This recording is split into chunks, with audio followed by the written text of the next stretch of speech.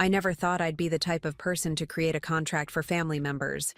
But when my mother-in-law announced she was selling her house to move in with us, just until she found a new place, with a moving truck already packed in her driveway, I knew words alone wouldn't protect our sanity. The look on Diane's face when I slid that document across the table? Priceless. She thought she was getting a key to our kingdom. Instead, she got a reality check in 12-point font. Before we jump back in, tell us where you're tuning in from. And if this story touches you, make sure you're subscribed, because tomorrow, I've saved something extra special for you. I'll never forget that Sunday afternoon in October. The crisp, autumn air had just begun to turn chilly, and I'd spent the entire morning transforming our back patio into a cozy retreat. String lights twinkled overhead, new cushions brightened our wicker furniture, and my prized collection of container herbs created a fragrant boundary around our space. This was my sanctuary, the place where Mike and I ended each day.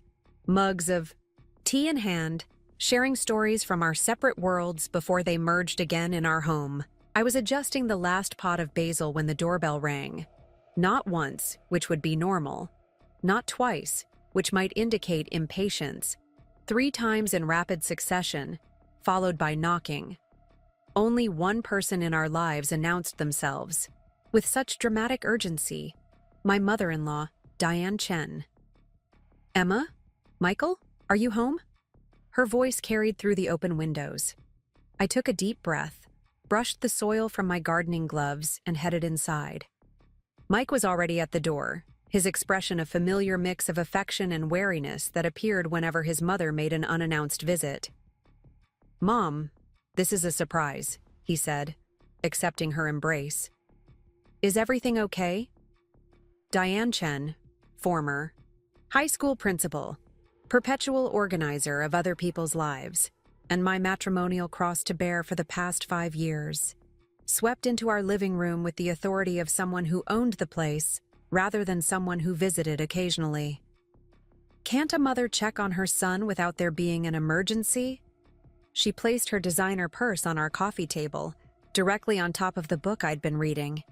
Though, now that you mention it, there is something important we need to discuss. My stomach tightened.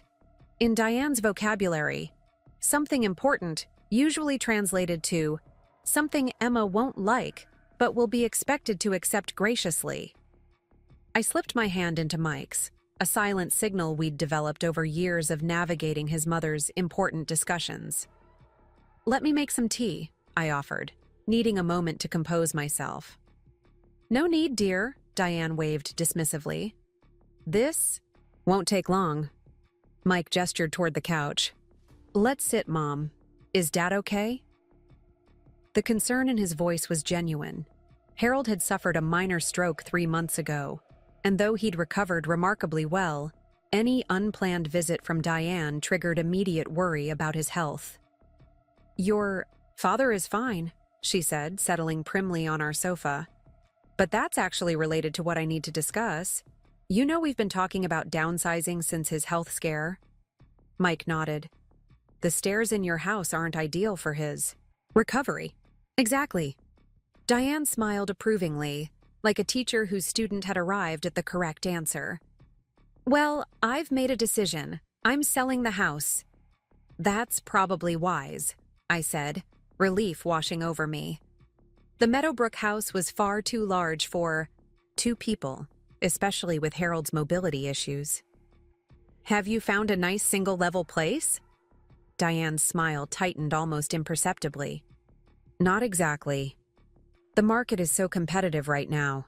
Properties are being snatched up before they're even officially listed." Something in her tone made the hairs on the back of my neck stand up. I'd spent enough time with my mother-in-law to recognize when she was circling her actual point. "That sounds frustrating," Mike said, oblivious to the warning signals flaring in my mind. "But you've always been good at finding exactly what you want." "Indeed I have," Diane replied, reaching over to pat his knee. "And what I want, what your father and I have decided is best, is to move in with you two." The room seemed to tilt slightly. "Move in?" I repeated, certain I'd misheard. Just temporarily, she added quickly, though the word held no reassurance. Until we find the perfect place. I've already listed our house with Caroline. You remember her, Michael. She was your math teacher in 10th grade. And she thinks it will sell within weeks. We've already packed up most of our things. I glanced at Mike, whose expression had frozen somewhere between shock and panic. Mom, that's a big decision. One we should probably discuss as a family. That's what we're doing now, dear. Her tone suggested this was merely a formality, not an actual consultation. Your father and I thought it through carefully. It makes perfect sense. You have that spare bedroom just sitting empty, except for Emma's little crafting projects. And the guest room can store some of our essentials until we find our new home. My crafting projects. She meant my home office, where I conducted telehealth appointments and did all my patient paperwork. The space that allowed me to work from home 2 days a week and maintain my private practice alongside my hospital position. Diane, I began carefully, my office isn't a spare room. I see patients there. She waved this away like an annoying fly. You can easily move all that to the basement. It's finished space going to waste. Besides, your father needs a proper bedroom on the main floor during his recovery. Before I could respond, Mike intervened. Mom, we can't just make a decision like this on the spot. Emma and I need to talk it over. How soon were you thinking this would happen? Diane's smile didn't waver, but her eyes hardened slightly. Well, as I said, the house is already on the market. Caroline is holding an open house next weekend. I was hoping we could move some of our things over this Wednesday. Wednesday? I fought to keep my voice level. As in, 3 days from now? Harold's physical therapist recommended we transition sooner rather than later, she said, an expert deployment of medical necessity as tactical advantage. The stairs in our house are becoming too much of a risk. I looked at Mike, silently pleading for him to recognize the manipulation at play.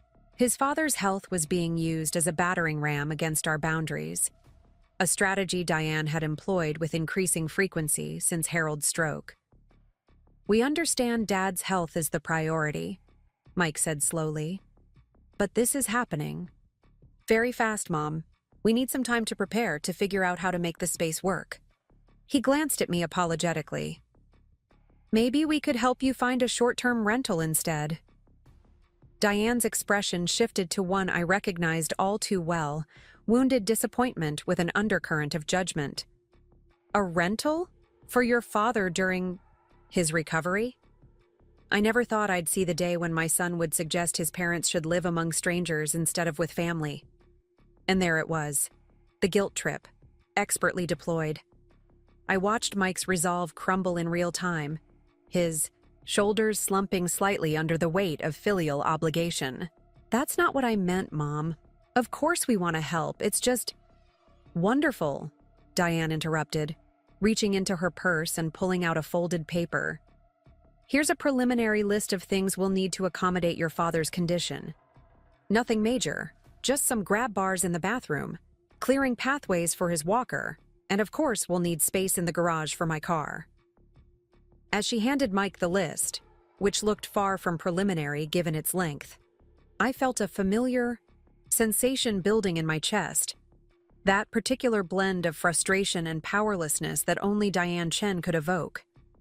This wasn't a request or even a discussion. It was a fait accompli, orchestrated with the precision of a military campaign. We'll also need your help with the moving company on Wednesday, she continued, scrolling through her phone calendar. They're scheduled to arrive at our house at 9, so they should be here by noon. Oh, and Michael, your father will need your assistance setting up his medical equipment. My eyes met Mike's over his mother's head, and I saw the conflict there, the desire to support his parents warring with the recognition that boundaries were being steamrolled. But I also saw which side was winning, and it wasn't ours. I'll need to take the day off work, he said, already mentally rearranging his schedule. I should let my supervisor know tomorrow. Perfect. Diane beamed at him, then turned to me with significantly less warmth. Emma, I assume you'll want to clear out your office before we arrive. Harold will need a space with good natural light for his recovery exercises. The presumption stunned me into momentary silence. Not, would you mind clearing out your office, or even, could we use your office? But the assumption that I would simply vacate my professional space on demand. I have patients scheduled for telehealth appointments on Wednesday, I said, finding my voice. I can't just cancel them with 2 days' notice. These are people recovering from surgeries and injuries who depend on consistent care. Diane's expression suggested I was being deliberately difficult. Surely they would understand a family emergency. Or can't you just use one of those virtual backgrounds? No one would know you're in the basement. The basement, where the Wi-Fi barely reached. Preparing and narrating this story took us a lot of time, so if you are enjoying it, subscribe to our channel. It means a lot to us. Now back to the story. Where the ceiling was too low for proper movement assessments, where none of my equipment or reference materials would be accessible. It doesn't work that way, I started to explain, but Diane had already moved on, detailing where various pieces of their furniture would fit in our living room. Our living room, which we had spent months furnishing and arranging exactly as we wanted it. As Diane continued outlining her plans for our home, my sanctuary, my carefully curated space, something shifted inside me. The sensation was foreign, yet familiar, like rediscovering an old piece of clothing at the back of a closet and finding it still fits. It was the feeling of my spine stiffening, of boundaries crystallizing. Diane, I said, cutting through her monologue about curtain replacements. Mike and I need to discuss this privately before making any decisions. This affects both of our lives significantly. She looked at me as if I'd suggested something absurd. What is there to discuss? Family helps family. Harold needs a safe place to recover, and you have the space. We have our own lives and schedules, I countered, ignoring Mike's warning glance. If we're going to do this, we need clear boundaries and expectations. Diane's smile tightened. Boundaries? Between family members? Emma, dear, that's rather cold, don't you think?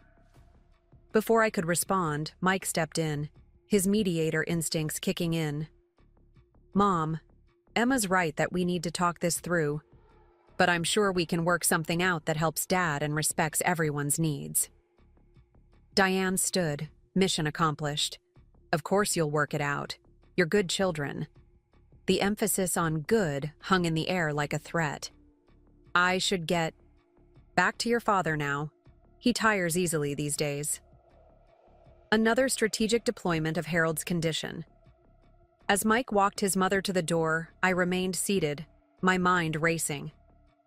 This wasn't just about a temporary living arrangement. This was about the fundamental dynamics of our marriage, our home, and my relationship with Mike's parents. If I didn't take a stand now, I might never reclaim my ground. The door closed, and Mike returned, exhaling heavily. Well, that was... ambush? I supplied. Invasion? Coup d'etat? He sank onto the couch beside me. I was going to say unexpected, but your words work too. He ran a hand through his hair, a gesture I recognized as his processing mechanism. What are we going to do?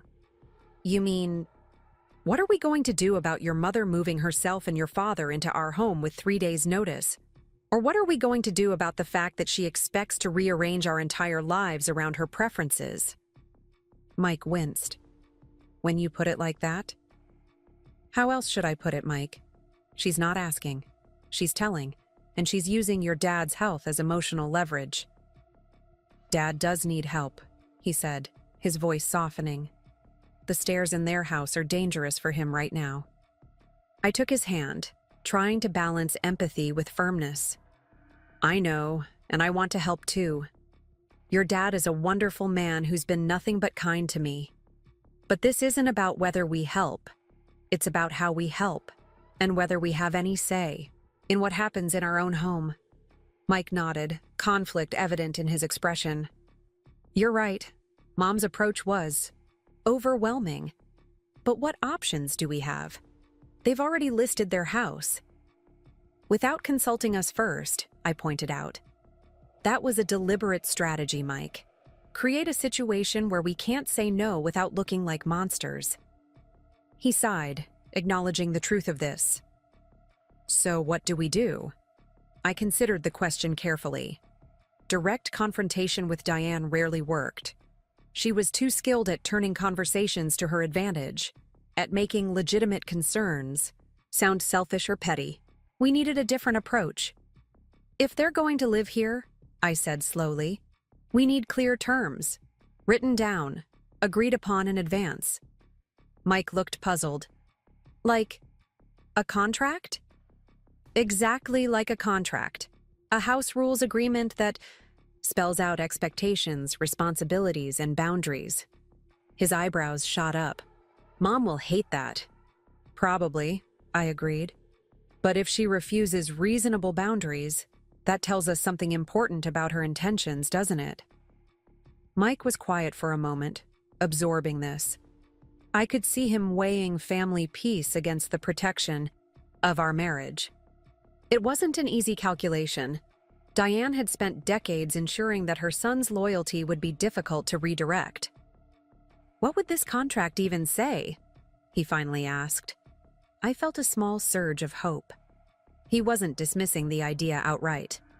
Basic, respectful household guidelines, privacy expectations, consultation before making changes to our home, defined, duration of stay, financial contributions.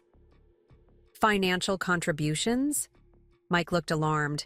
Mom will definitely push back on that. They're selling their house, Mike. They'll have funds. And if they're living here, using utilities, eating, food we buy, they should contribute. That's reasonable. He nodded reluctantly. I guess so. But approaching this like a business transaction feels cold. Colder than being told to move my professional practice to the basement? Colder than having our living room furniture rearranged without our input? I tried to keep the hurt from my voice but wasn't entirely successful. Mike reached for my hand. You're right. I'm sorry. Mom has always been forceful. But that doesn't make it okay. This isn't about punishing. Your mom, I said, squeezing his hand. It's about protecting our marriage and our home. If we don't establish boundaries now, before they move in, we never will. He was silent for a long moment, then nodded decisively. Okay, let's write this contract, but we do it together, and we present it to them together. United front. Relief washed over me. United front, I agreed, leaning in to kiss him gently. That's all I'm asking for. As Mike went to get his laptop, I stared out at the patio I'd spent the morning perfecting. My little sanctuary might soon be overrun with medical equipment and Diane's opinions, but perhaps, just perhaps, a different kind of boundary could protect what mattered most. The next morning, I called in late to work and met Jessica, my closest friend and confidant, at the daily grind. If anyone could help me navigate this situation with both firmness and grace, it was Jess. As a family law attorney, she understood the delicate balance of legal protection and family dynamics. She did what? Jess nearly spat out her latte when I explained the situation, without even asking first. Classic Diane, I sighed, warming my hands around my mug. The house is already on the market. They're showing up Wednesday with a moving truck.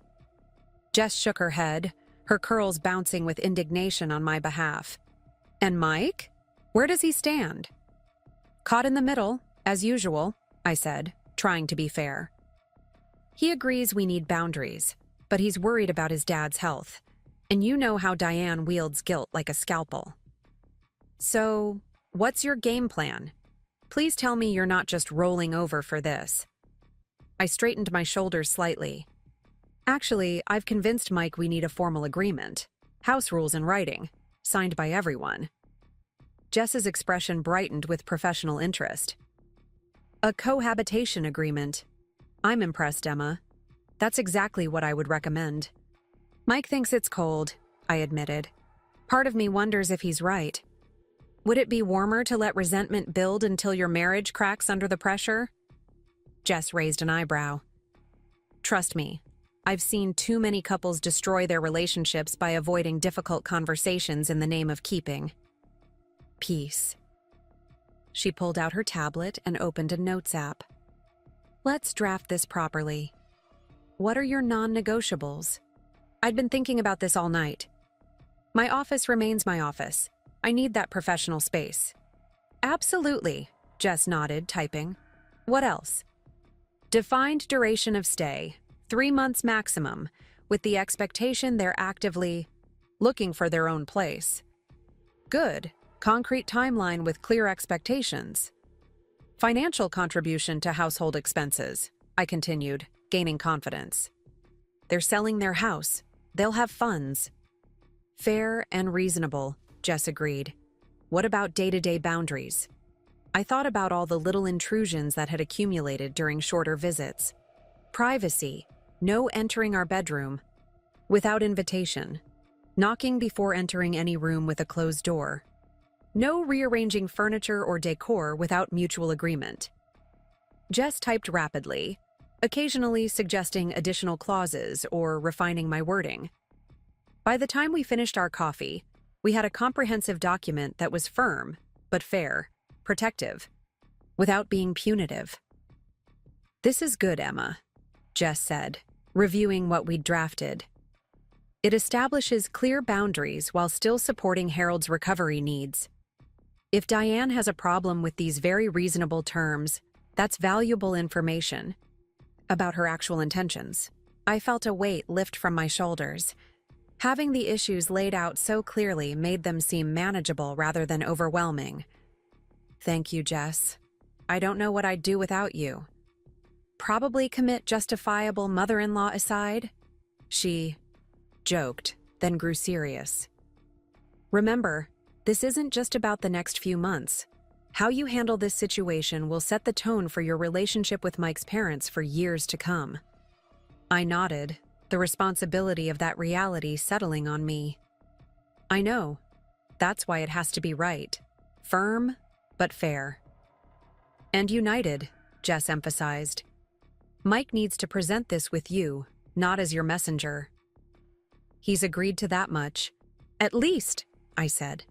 United front. Then you're already halfway to success, Jess said, giving my hand a squeeze.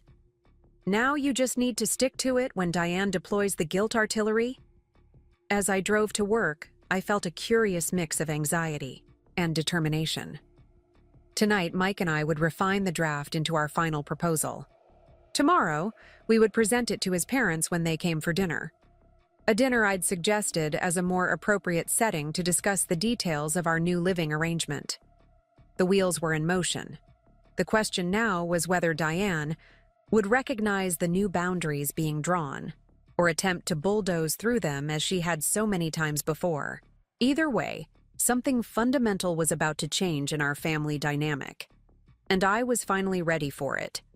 I spent the rest of the day at Sunrise Medical Center focusing on my patients while mentally rehearsing how tonight's conversation with Mike would go. We needed to finalize our house rules contract, and I was determined to make it balanced. Firm enough to protect our home life, but reasonable enough that Mike wouldn't feel he was betraying his parents. When I arrived home that evening, delicious aromas filled our house. Mike stood in the kitchen stirring something on the stove, his special coconut curry, my favorite comfort food. My heart swelled at the gesture. You cooked, I said, setting down my work bag and crossing to kiss his cheek. Thought we could use a good meal for what might be a difficult conversation, he replied, wrapping one arm around my waist while continuing to stir with his other hand. How was work? Busy. Mrs. Harrington can finally bend her knee past 90 degrees. I peered into the pot. This smells amazing. I also opened that bottle of Riesling we've been saving. He nodded toward 2 glasses already poured on the counter. Figured we might need it. We ate at the dining table rather than our usual spots on the couch, a small acknowledgement that tonight's discussion was important. Mike had already set up his laptop, the draft agreement from my session with Jessica displayed on the screen. "I've been thinking about this all day," he said, taking a sip of wine. "I agree with most of what you and Jess came up with, but I think we need to tweak some things to make it more palatable for Mom." I tensed slightly. Palatable how? We're not asking for anything unreasonable. I know, he assured me. But presentation matters.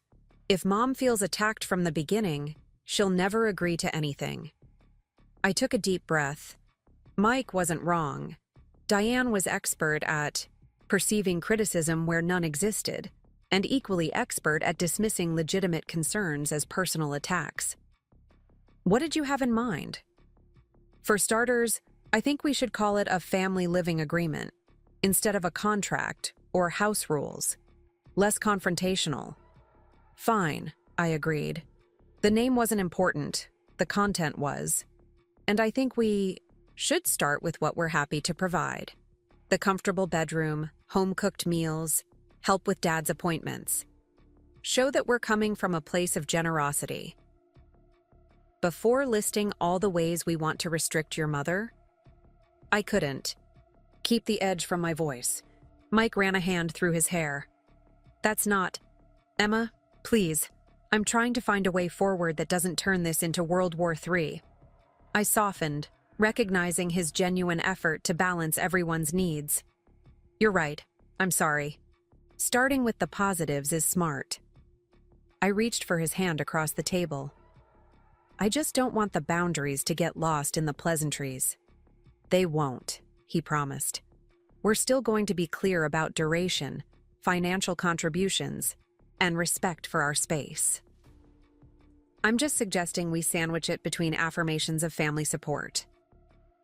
We spent the next 2 hours revising the document, occasionally disagreeing but mostly finding common ground. Mike was right about some of my initial phrasings being too abrupt or accusatory. I was right about needing concrete timelines rather than vague intentions. By the time we finished, we had a 3-page agreement that felt balanced, supportive of Harold's recovery needs while protective of our marriage and home. Do you think she'll sign it? I asked as we saved the final version. Mike hesitated. Honestly, her first reaction will be offense, but Dad will see the reasonableness of it. He's always been the practical one. And if she refuses, then... He took a deep breath, and I could see this was difficult for him. Then we'll have to tell them they need to find another arrangement. I blinked in surprise. I hadn't expected such a firm stance. You'd be willing to do that? I don't want to, he admitted, but I'm not willing to sacrifice our home life, and your happiness either. They created this situation by listing their house without consulting us. If they reject reasonable boundaries, that's their choice. I leaned across the table and kissed him, feeling an overwhelming surge of love and gratitude. Thank you for standing with me on this. Always, he said, squeezing my hand. United front, remember? The next evening arrived too quickly. I'd spent the day alternating between rehearsing my talking points and distracting myself with work. Now, as I chopped vegetables for dinner, my stomach churned with anxiety. In less than an hour, Diane and Harold would arrive, and we would present our family living agreement. Need any help? Mike asked, entering the kitchen freshly showered and smelling of sandalwood. You could set the table, I suggested. The good plates, I think. He raised an eyebrow. The wedding china? Are we celebrating something? No, but it'll be harder for your mother to cause a scene over fine porcelain. I was only half joking. Mike chuckled, but the sound held more tension than humor. Good strategy. I'll get the good wine glasses too. As he arranged the table, I noticed he'd printed 2 copies of our agreement, each in a crisp blue folder. The sight made everything feel suddenly very real. We were really doing this, setting formal boundaries with his parents in writing. The enormity of it made my hands tremble slightly as I sliced the last bell pepper. The doorbell rang precisely at 6. Harold and Diane were nothing if not punctual. "I'll get it," Mike said, touching my shoulder gently as he passed. "Deep breath. We've got this." I nodded, arranging my features into what I hoped was a welcoming smile as I wiped my hands on a kitchen towel and followed him to the door. "Michael! Emma!" Harold's warm greeting broke some of the tension as he entered, leaning on his cane but looking stronger than when I'd last seen him. He enveloped Mike in a one-armed hug, then extended the same to me. "Something smells wonderful." "Herb-crusted salmon," I said, genuinely pleased to see him. Harold had always been kind to me, his quiet dignity a stark contrast to Diane's forceful personality. "One of your favorites." "You remembered," he said with a touched smile. Diane followed behind him, immaculately dressed as always, carrying a bakery box. We brought dessert, chocolate mousse cake from Hanson's. "Thank you, that's thoughtful," I said, accepting the box and leading them into the dining room. "Dinner's almost ready. Can I get you both something to drink first?" "Just water for Harold," Diane answered before he could speak. "His medication, you know." Harold's expression flickered briefly with something like annoyance. "Actually, the doctor said 1 glass of wine with dinner is fine now." "Are you sure that's wise, dear?" Diane's tone suggested it most certainly was not. "Quite sure," Harold replied with unexpected firmness. "I'll have a small glass of white, please, Emma." I exchanged a glance with Mike, noting this small rebellion with interest. Perhaps Harold wasn't as acquiescent to Diane's control as he usually appeared. Dinner began pleasantly enough. Harold asked about my work at the medical center, and Mike shared an amusing story about a student's creative interpretation of network security protocols. Diane commented on the table settings. "These plates must be difficult to clean properly. And the curtains. Have you considered something less heavy for this room?" But her critiques were mild by her standards. As we finished the main course, Mike caught my eye and gave an almost imperceptible nod. It was time. "So," he began, his voice carefully casual, "Emma and I have been discussing your move-in plans." Diane brightened. "Yes, we've made a list of what furniture we'll bring. Nothing too large, just Harold's recliner. He needs proper back support. And my cherrywood bureau. Oh, and our bed, of course. That guest room mattress is far too soft for Harold's back." I felt a flash of irritation. She was already planning to replace our furniture before even moving in. "Actually, Mom," Mike continued steadily, "before we finalize any details, we wanted to discuss some parameters that will make this arrangement work for everyone." Diane's smile faltered slightly. "Parameters?" "Yes," I joined in, keeping my tone light. "Since we'll be sharing living space, we thought it would be helpful to have clear expectations from the beginning." Harold nodded thoughtfully. "Makes good sense. Clear communication prevents misunderstandings." Diane looked less convinced, but said nothing as Mike reached for the blue folders beside his plate.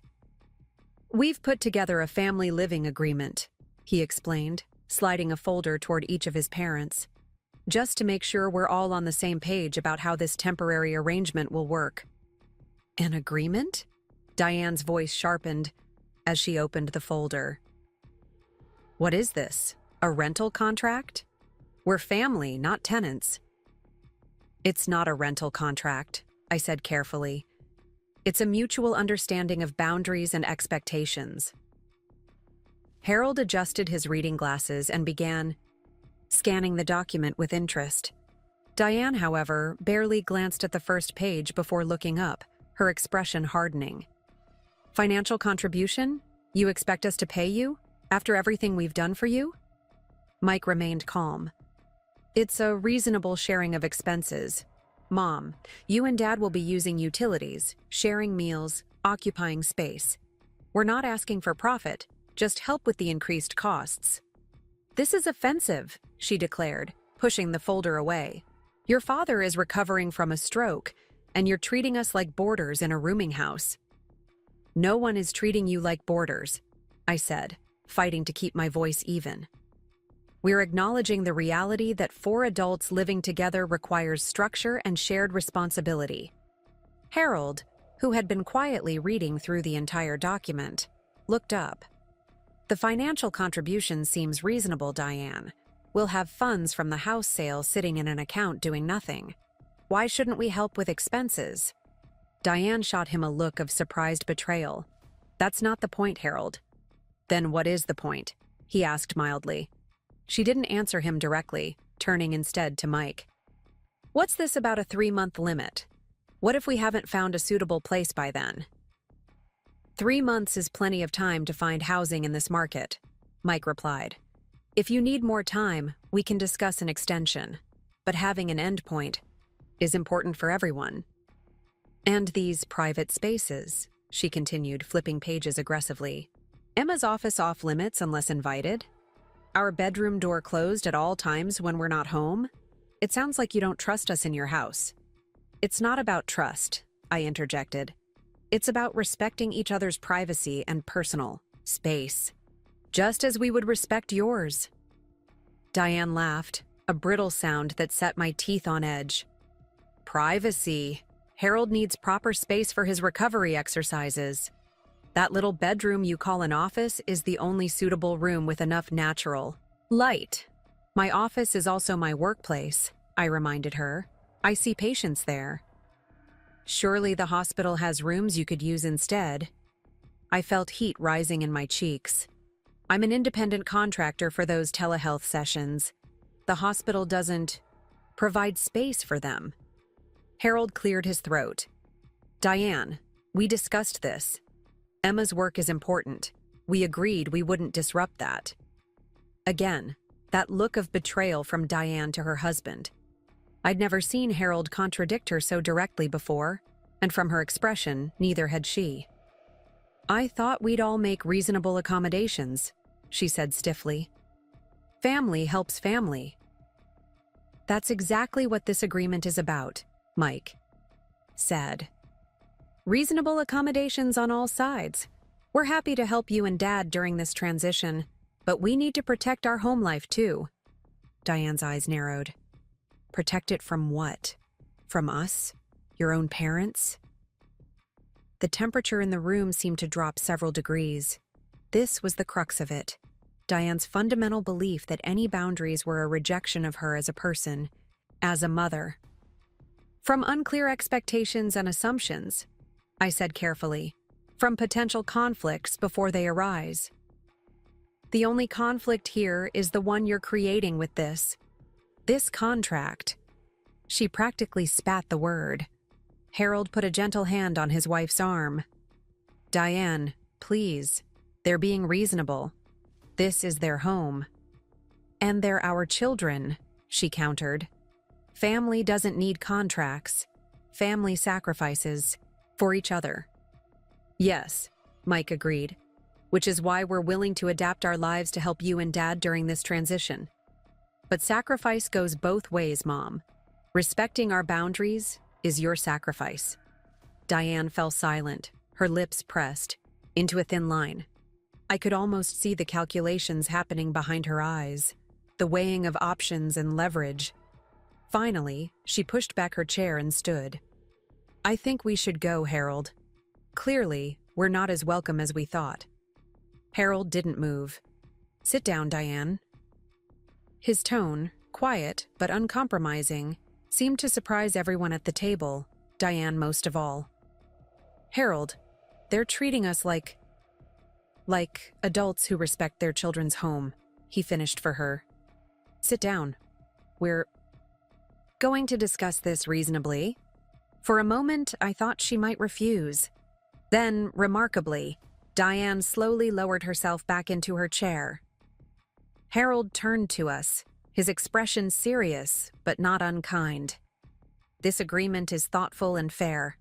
I appreciate you taking the time to consider what would make this arrangement work for everyone."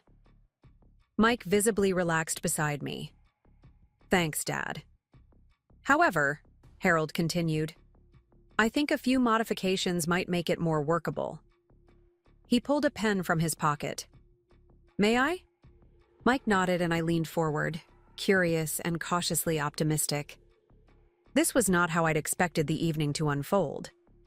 Harold began annotating his copy of the agreement, explaining as he went. The financial contribution is fair, but perhaps we could structure it as covering specific expenses, groceries, utilities, rather than a flat monthly payment. Might feel less transactional that way. That makes sense, I agreed, surprised and relieved by his constructive approach. For the duration, he continued, 3 months is reasonable as a starting point, but perhaps we could include a clause about monthly check-ins to assess progress on finding a new place. That way, if we need an extension, it's part of an ongoing conversation, not a sudden crisis. Mike nodded. Good idea, Dad.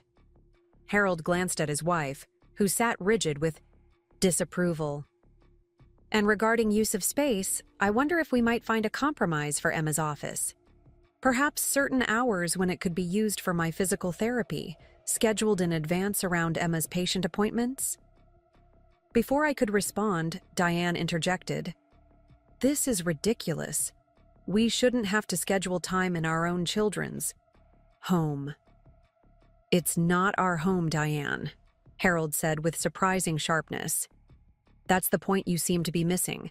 It's Michael and Emma's home, and they're generously offering to share it with us temporarily. The room fell silent.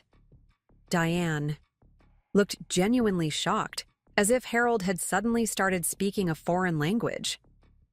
You're taking their side, she finally managed. This isn't about sides, he replied. It's about respect. They've created a thoughtful framework for us to live together successfully. The least we can do is engage with it in good faith. Glanced at Mike, who looked as astonished as I felt.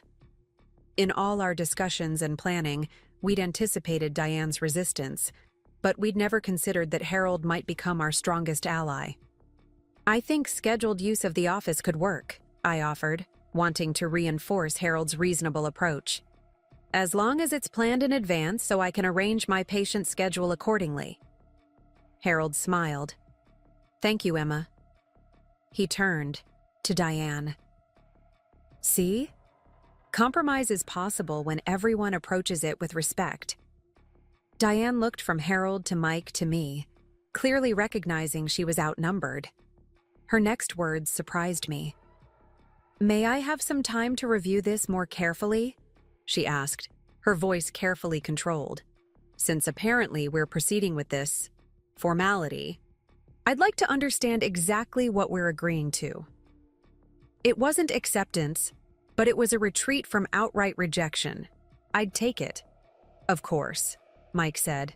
Take whatever time you need. We're not trying to rush you. Though we would appreciate a decision before Wednesday, I added gently. If this arrangement doesn't work for you, we'll need time to help you find alternatives. Diane's eyes flashed, but she nodded stiffly. We'll discuss it at home and let you know tomorrow. Thank you for dinner, Harold said as he carefully rose from his chair. It was excellent, as always, Emma. You're not staying for dessert? Mike asked, though relief was evident in his voice. I think we've had enough to digest for one evening, Harold replied with a small smile. Metaphorically speaking. As we walked them to the door, I noticed Harold moving with more confidence than when he'd arrived. His cane seemed more precautionary than necessary. Perhaps his recovery was progressing better than Diane had led us to believe. We'll call you tomorrow, Harold promised, giving Mike's shoulder a squeeze before turning to me. Thank you for your honesty, Emma. It's refreshing. Diane said nothing as they left, her silence more unnerving than her usual criticisms. When the door closed behind them, Mike and I looked at each other in stunned silence for a moment before he spoke. Did my dad just stand up to my mom? In public? Taking our side? I think he did, I said, equally bewildered. Has that ever happened before? Mike shook his head slowly. Never. Not like that. He walked to the living room and sank onto the couch. All these years, I thought he was just conflict averse, that he went along with Mom because it was easier. But tonight, maybe his health scare changed his perspective, I suggested, sitting beside him. Near-death experiences have a way of clarifying priorities. Maybe. Mike looked thoughtful. Or maybe he's always had opinions, but rarely felt strongly enough to voice them. Until now. I leaned my head on his shoulder, processing the evening's unexpected turns. Do you think they'll sign the agreement? Dad will, Mike said confidently. Mom, I honestly don't know. This is uncharted territory. We sat in contemplative silence, the tension of the evening slowly dissipating. Regardless of what happened next, something fundamental had shifted in our family dynamic. Harold had shown himself to be an unexpected ally, and Diane had encountered resistance from a quarter she'd likely never anticipated. What if she refuses? I finally asked, voicing the question that still worried me. Mike took my hand, his grip firm and reassuring. Then, we'll deal with it together. But I won't back down on this, Emma. Even if it means helping them find another living arrangement. His certainty filled me with both relief and apprehension. We were standing our ground, together.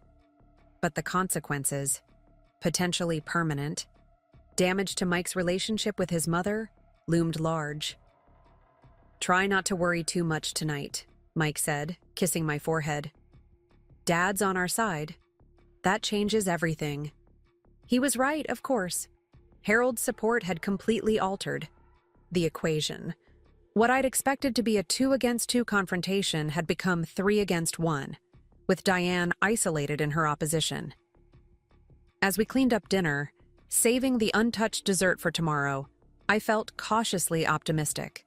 We'd presented our boundaries clearly, Harold had responded constructively, and even Diane had stepped back from outright rejection to consideration. It wasn't victory, but it was progress. The phone rang just as we were getting ready for bed. Mike checked the caller ID and his eyebrows shot up. It's Dad, he said, answering the call. Hey, Dad, everything okay? I watched Mike's face as he listened, his expression cycling through surprise, concern, and finally something like resignation. I see, he said. Yes, that's fine. No, don't worry about that now. We'll figure it out. Another pause. Of course. We'll see you then. Good night, Dad. He hung up and sat heavily on the edge of the bed. What happened? I asked, my heart racing. Mike looked up, his expression complex. They had a huge fight when they got home. Dad said Mom was irrational about the agreement, saying we were disrespecting her and trying to control her with legal mumbo-jumbo. That sounds like Diane, I said. But what happened? Why did he call so late? Mike took a deep breath. Dad packed a bag and checked into the Marriott. He said he needs space from Mom's emotional manipulation.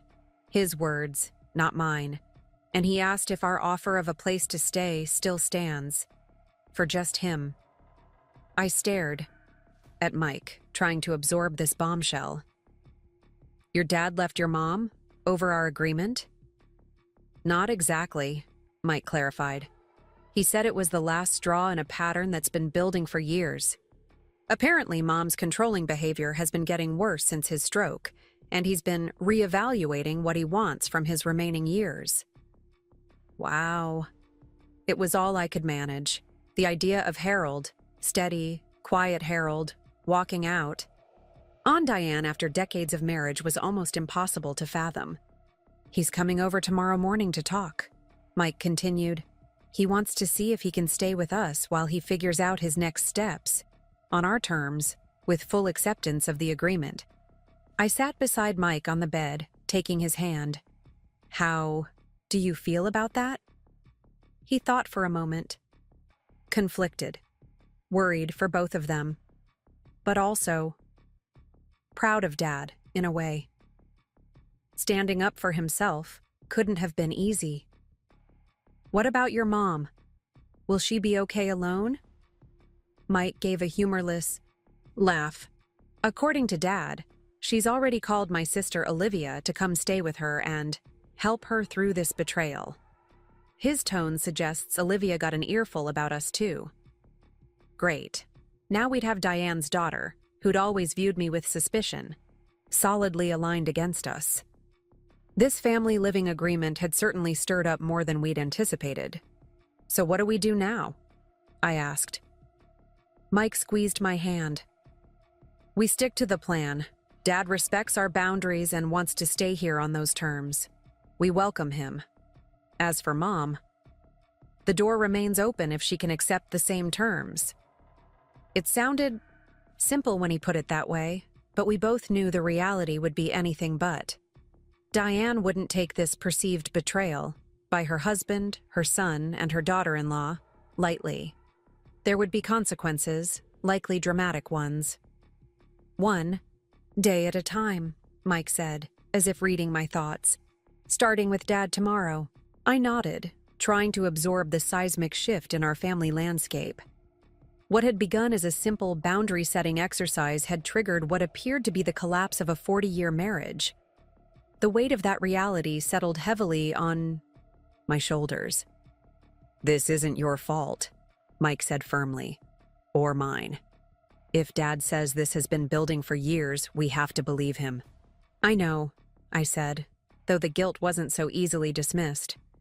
I just never imagined things would escalate like this. Neither did I.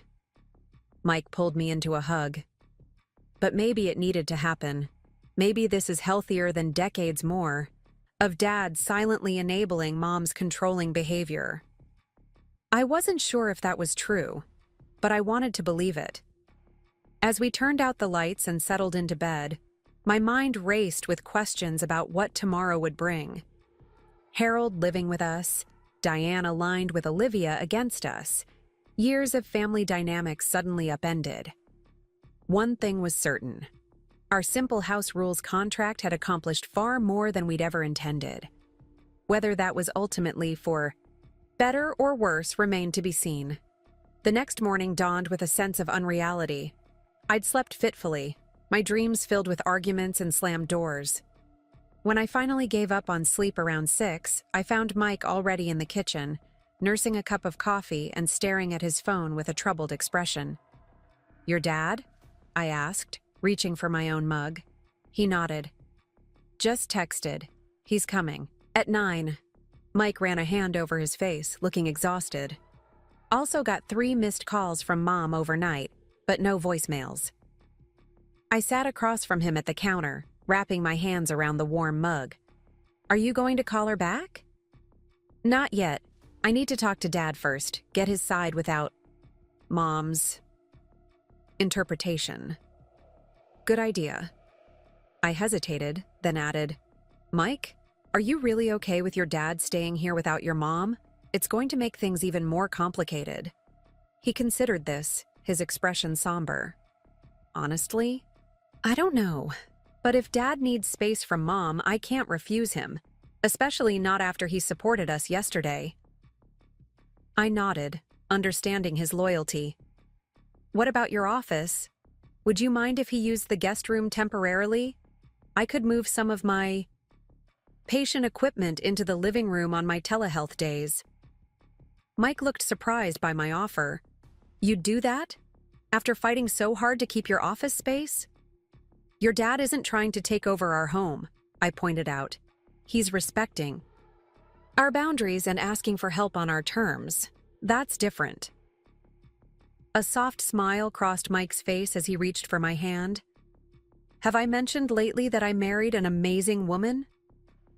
"Not since yesterday," I teased, squeezing his fingers. "But I'll take the compliment." We spent the next couple of hours preparing, making the guest room more comfortable, clearing space in the bathroom cabinet for Harold's medications, checking our pantry for the heart-healthy foods his doctor had recommended. Normal, practical tasks that helped distract us from the emotional storm brewing beyond our walls. At precisely 9 o'clock, the doorbell rang. Harold stood on our porch, a single suitcase beside him, looking simultaneously lighter and more tired than I'd ever seen him. "Thank you for having me," he said as we welcomed him in. Something in his voice, a catch, a hesitation, suggested he'd been crying. "Always, Dad," Mike replied, taking the suitcase. "Come in. We've got coffee ready." Harold settled at our kitchen table, accepting the mug I offered with a grateful nod. Up close, I could see the toll the night had taken. Dark circles under his eyes, a slight tremor in his hands that hadn't been there yesterday. "I owe you both an explanation," he began after a long sip of coffee. "You don't owe us anything," Mike assured him. "But we're here to listen if you want to talk about it." Harold nodded, gathering his thoughts. "What happened last night wasn't just about your agreement, though that was the catalyst. Diane and we've been growing apart for years. My stroke brought things to a head." "How so?" I asked gently. "When you face your mortality, it clarifies things," Harold said, echoing my words from the night before. "I realized I've spent 40 years letting Diane make all the decisions, dictate all the terms. It was easier that way. She's always been the strong one, the decisive one. I told myself I was being supportive, but really, I was being passive." Mike leaned forward, clearly surprised by this level of introspection from his usually reticent father. "Dad, I had no idea you felt that way." "Neither did I, not consciously," Harold admitted. "But these past few months, with Diane micromanaging my recovery, making decisions about our house without consulting me, planning our future around her preferences," he sighed.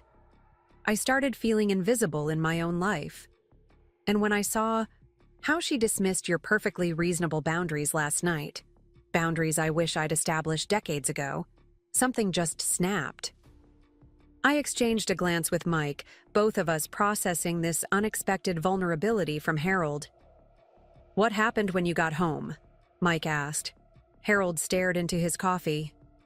"She ranted the entire drive about how disrespectful you both were, how children today don't understand family obligation, how Emma was turning you against her."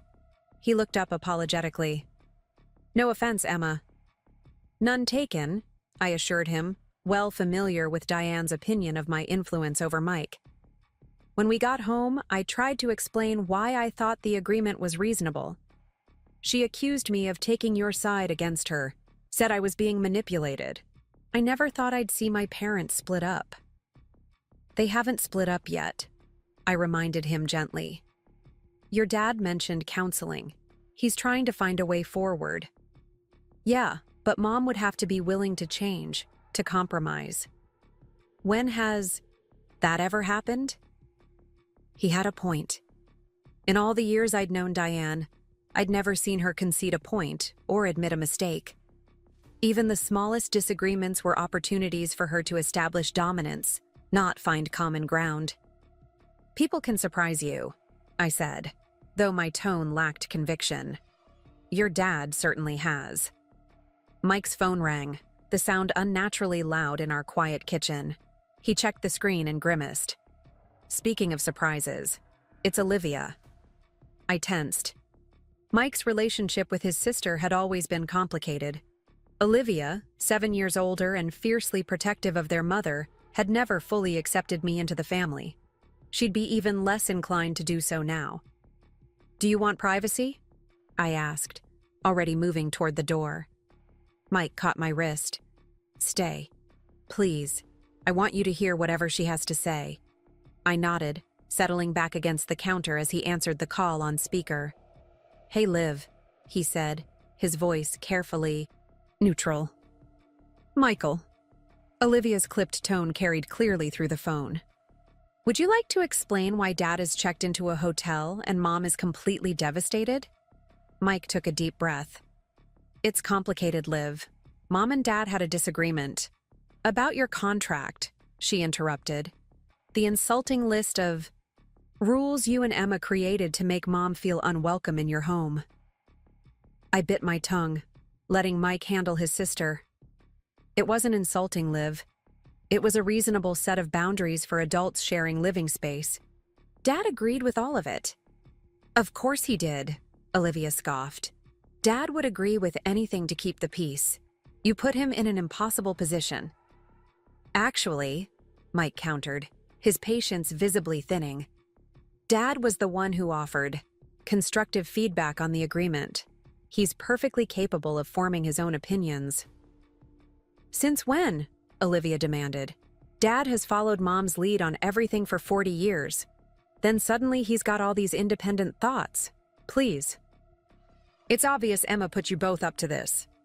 I stiffened at the accusation, but Mike squeezed my hand, silently asking me to let him handle it. That's unfair, Liv. Emma and I made this decision together, as a couple, and Dad made his own choice to leave last night. No one forced him. Right, Olivia said, her voice dripping with sarcasm. He just spontaneously decided to abandon his wife of 4 decades because of one little disagreement. Nothing to do with your precious boundaries or Emma's obvious dislike of Mom. I don't dislike your mother, I said, unable to remain silent any longer. I just wanted clear expectations before she moved into our home. Oh, hello, Emma, Olivia said coldly. I didn't realize I was on speaker. How convenient that you're hovering right there to monitor what Mike says to his own sister. That's enough, Liv, Mike snapped. I asked Emma to stay. We're a team. And I'm not going to let you talk to her like that. The line went quiet for a moment before Olivia spoke again, her voice tight with anger. I see where your loyalties lie. Mom's sitting here in pieces, Dad's gone, and you're just fine with that as long as your precious boundaries aren't crossed. That's not fair, Mike protested. I care about Mom and Dad both, but I'm not responsible for the issues in their marriage. No, you just provided the catalyst for its destruction, Olivia shot back. Congratulations on that achievement. I could see Mike struggling to maintain his composure. Liv, I understand you're upset, but this situation is more complicated than you realize. Dad's felt neglected and controlled for years. The agreement just brought those feelings to the surface. And you believe that? Olivia asked incredulously. Rather than the obvious truth that your contract made him feel he had to choose sides, and he chose the path of least resistance? Why don't you talk to Dad yourself? Mike suggested. Hear his perspective directly instead of just assuming you know what he thinks. There was a pause before Olivia answered. Dad's not answering my calls. Another coincidence, I'm sure. He's sleeping right now, Mike explained. He had a rough night. But I'm sure he'll call you back when he wakes up. He's there?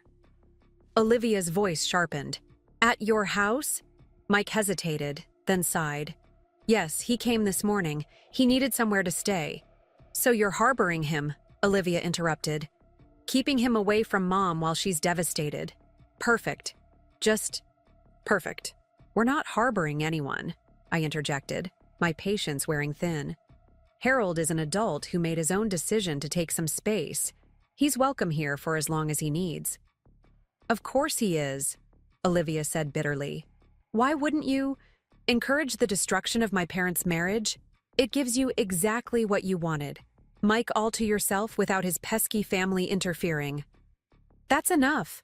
Mike's voice rose sharply. Liv, I love you, but you're being completely unfair to Emma. She's done nothing wrong here. Keep telling yourself that, Olivia replied. Meanwhile, Mom is falling apart, and you're both playing house with Dad like everything's fine.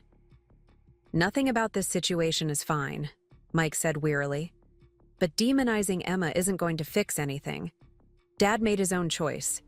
You need to respect that. What I need, Olivia said coldly, is for my brother to remember where he came from. But apparently that's too much to ask.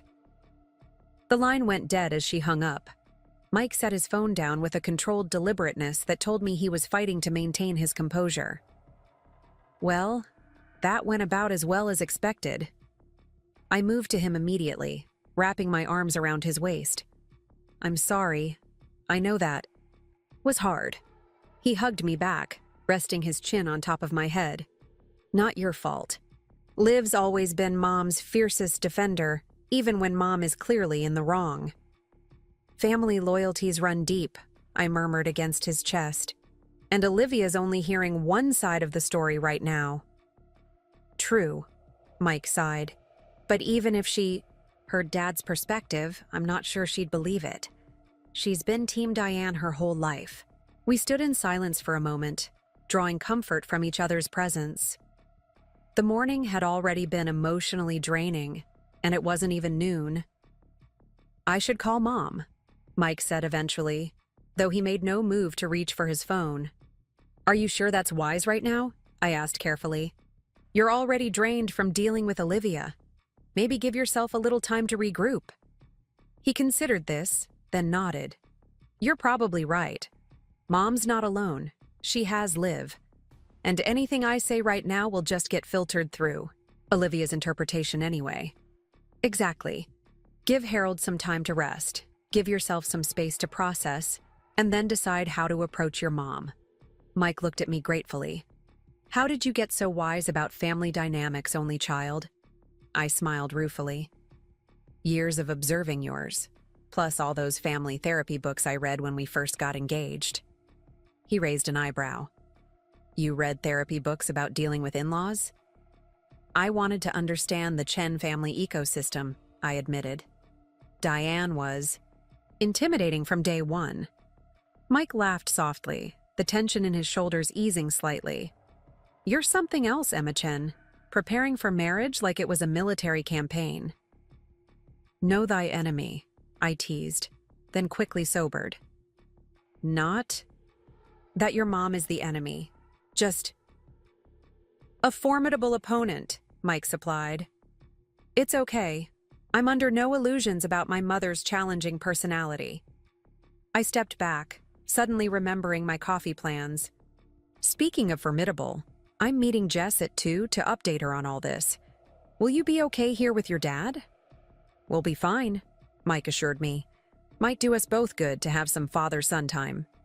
He hesitated, then added, just maybe don't share every detail with Jess, at least not until things settle a bit. I understood his concern. While Jess was my closest friend, she could be protective to the point of ferocity. Her dislike of Diane was well established, and she'd be all too eager to cast Harold as the heroic rebel against tyranny, which might oversimplify a complex situation. I'll be discreet, I promised. General outline only. Thank you. Mike kissed my forehead. For everything. I don't know how I'd navigate this family maze without you. I touched his cheek gently. That's what partners do. Navigate mazes together. When I arrived at the daily grind that afternoon, Jess was already waiting, 2 steaming mugs on the table before her. Her expression was eager, almost gleeful with anticipation. Spill, she demanded as soon as I sat down. What happened? Did the Ice Queen sign your masterpiece, or did she breathe fire all over it? I took a fortifying sip of the latte she'd ordered for me. It's complicated. Jess leaned forward, her lawyer instincts clearly sensing a story. Complicated how? Did she refuse? Threaten to disown Mike? What?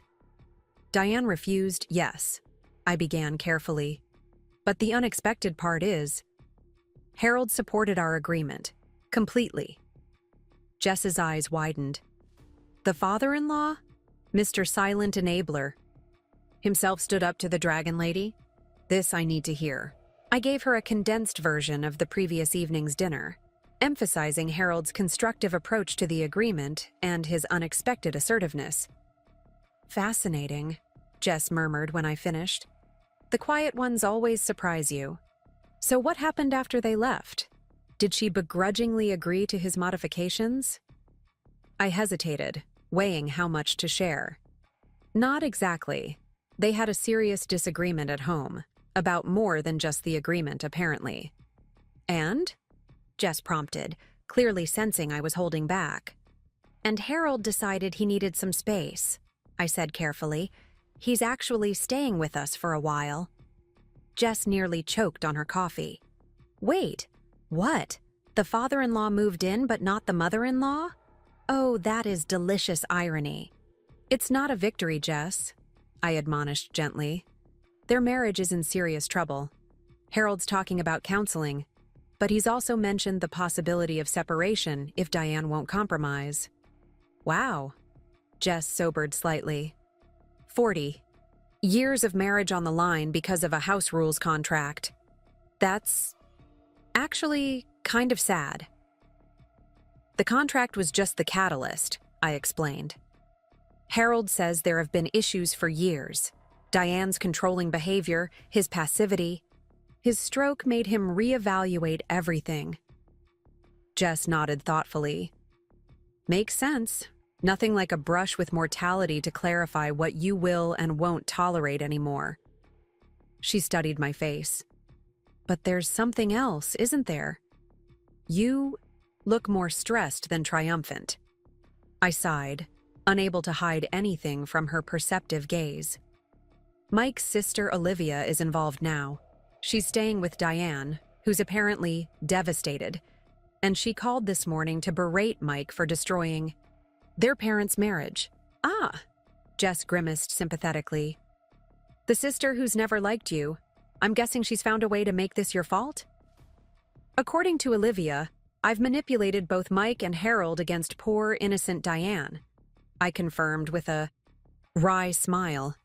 "Apparently, I've been playing the long game, waiting for just the right moment to destroy their family." "Your evil genius knows no bounds," Jess deadpanned, then grew serious. "How's Mike handling all this?" "Better than I would have expected," I admitted. "He's firmly on our side, and his dad's, but he's worried about his mom too. And now, there's tension with Olivia." "Family drama of epic proportions," Jess summarized. "All because you had the audacity to ask for basic respect in your own home." I nodded, feeling the weight of it all pressing down again. "I keep wondering if there was another way we could have handled this, a gentler approach that wouldn't have triggered this cascade." "Hey." Jess reached across the table to grasp my hand firmly. "Don't do that. You set reasonable boundaries in a respectful way. Harold, a grown man with decades of life experience, made his own choices. Diane, another adult with agency, made hers. None of that is on you." "I know that logically," I said. "But emotions aren't logical, are they?" "No, they're not," Jess agreed. "But that's why you have me, to remind you of the logic when your emotions try to assign you blame for other people's choices." I smiled gratefully at my friend. "What would I do without you?" "Suffer in silence, probably," she replied cheerfully. "Now, strategic thinking time. What's the next move?" I blinked, caught off guard by the question. "Next move?" "Yes," Jess said with the clarity of someone accustomed to planning legal strategies. "Harold's with you, Diane's with Olivia, everyone's in their separate corners. What happens next? How do you move forward from here?" It was a good question, one I hadn't had time to consider in the whirlwind of the morning's events. I guess that depends partly on Harold, and on Diane, though I'm not optimistic about her suddenly developing flexibility. "Assume she won't change," Jess advised. "Plan for the worst-case scenario, then anything better is a bonus." "Worst case," I pondered. "Harold stays with us longer term. Diane refuses counseling. Their marriage ends. Olivia blames us forever. Family gatherings become impossibly awkward battlegrounds." Jess winced. "That's pretty bleak, but not impossible to navigate. Harold clearly values his relationship with Mike, and you. That's something positive to build on." I nodded, finding comfort in her practical approach. "You're right, and maybe once the initial shock wears off, Diane might be more open to compromise. She loves Harold in her way." "People can surprise you," Jess acknowledged. "Just don't count on it with someone like Diane. Her type rarely admits fault or changes course. As I drove home from coffee with Jess, her words echoed in my mind. Don't count on change from Diane. Plan for the worst-case scenario. It was solid advice from a pragmatic friend, but something about it felt incomplete. There had to be a way forward that didn't end with permanent family fracture. I was still mulling this over when I pulled into our driveway and noticed an unfamiliar car parked on the street in front of our house. A sleek silver sedan that screamed luxury lease rather than family-owned. As I got closer, my stomach dropped. I recognized the proud Oakdale College parent sticker on the bumper, Nathan's car, which meant Olivia was here. I briefly considered driving around the block to delay the inevitable confrontation, but that would be cowardice. This was my home. I belonged here regardless of who had decided to pay an unannounced visit. Taking a deep breath, I gathered my purse and walked to the front door, mentally preparing for whatever storm awaited inside. I unlocked the front door as quietly as possible, hoping to assess the situation before announcing my presence. The sound of tense voices carried from the living room, Mike's measured tone contrasting with Olivia's sharp, insistent cadence. I couldn't make out Harold's voice, but a third person was definitely responding to Olivia's accusations. He's a grown man making his own decisions, Mike was saying as I stepped into the entryway. You can't force him to go back if he's not ready. This isn't about force, Olivia retorted. This is about responsibility and commitment. 40 years of marriage doesn't just evaporate because of one disagreement. I hung my purse on the hook by the door and steeled myself before walking into the living room. 3 heads turned in my direction, Mike looking relieved to see me, Harold appearing weary but resolute, and Olivia, whose expression hardened instantly. Emma, she said, my name sounding like an accusation in her mouth. How convenient. We're just discussing the family crisis you helped engineer. I refused to take the bait. Hello, Olivia. Nathan. I nodded to Olivia's husband, who sat uncomfortably on the edge of our armchair, clearly wishing to be anywhere else. I didn't realize you were visiting today. This isn't a social call, Olivia said crisply. She turned back to her father. Dad, please. Mom is devastated. She hasn't stopped crying. She needs you at home. Harold sighed, the sound of a man who had explained himself multiple times without being heard. Olivia, I've already told you. I'm not coming home until your mother agrees to counseling. We need professional help to work through our issues. What issues? Olivia demanded. You've been happily married for decades. Happy for whom? Harold asked quietly. The question hung in the air, profound in its simplicity. Olivia blinked, momentarily thrown off her practiced speech. What's that supposed to mean? She finally managed. Harold leaned forward, elbows on knees, hands clasped. Olivia, I care for your mother deeply, but our marriage has been unbalanced for years. I've prioritized her happiness over my own for so long that I stopped recognizing when I was unhappy. That's marriage, Olivia insisted. Compromise, sacrifice. From both partners, Harold corrected gently. Not just one. Mike caught my eye and patted the space beside him on the couch. I joined him, our shoulders touching in silent solidarity as his sister and father continued their standoff. So, that's it? Olivia said, anger barely masking hurt. After all these years, you're just walking away because of some midlife crisis? I'm 68, Olivia, Harold pointed out with a hint of dry humor. A bit late for midlife anything, and I'm not walking away. I'm asking for change. There's a difference. Nathan cleared his throat, speaking for the first time since I'd entered. Perhaps we could all take a step back. This is obviously an emotional situation for everyone. Olivia shot him an irritated look. This isn't about emotions. This is about responsibility. Dad has responsibilities to Mom, to our family. And what about Mom's responsibilities to Dad? Mike interjected. Or doesn't that factor into your Equation? She's been a devoted wife for 40 years, Olivia snapped. On her terms, Harold said quietly. Always on her terms. Olivia turned to me suddenly, eyes narrowing. You're enjoying this, aren't you? Watching our family fall apart? While you sit there smugly with your precious boundaries.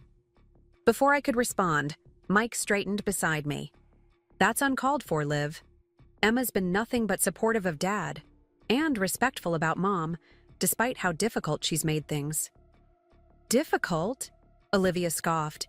Yes, how terribly difficult to have a mother-in-law who cares about her son's well-being. There's a difference between caring and controlling, I said, finally breaking my silence. Your mother confuses the two. Olivia's eyes flashed. How dare you psychoanalyze her? You've been looking for ways to edge her out of Mike's life since day one. That's not true, I said calmly, refusing to match her anger. I've tried very hard to build a relationship with your mother. She's the one who's been resistant. Because she sees through you, Olivia declared triumphantly. She knew exactly what you were doing with that insulting contract, creating a problem where none existed to drive a wedge between her and Mike. Harold sighed heavily. Olivia, enough. The agreement was reasonable. I helped revise it myself. This situation isn't Emma's fault, or Michael's. Then whose fault is it, Dad? Olivia demanded. Because from where I'm sitting, everything was fine until they drew up that contract. Things weren't fine, Harold said firmly. They were tolerable. There's a difference. And sometimes it takes an external catalyst to reveal what's been broken. Underneath for years. Nathan glanced at his watch, then touched his wife's arm. Liv, we should probably head back. Your mother's alone, and we promised we wouldn't be long. She's waiting for me to bring Dad home, Olivia said, her voice softening as she turned to Harold again. She's ready to forgive you, Dad. She just wants you to come home where you belong. Harold's expression was gentle but determined. Forgive me? For what, exactly? For asking to be treated as an equal partner? For wanting my opinions respected?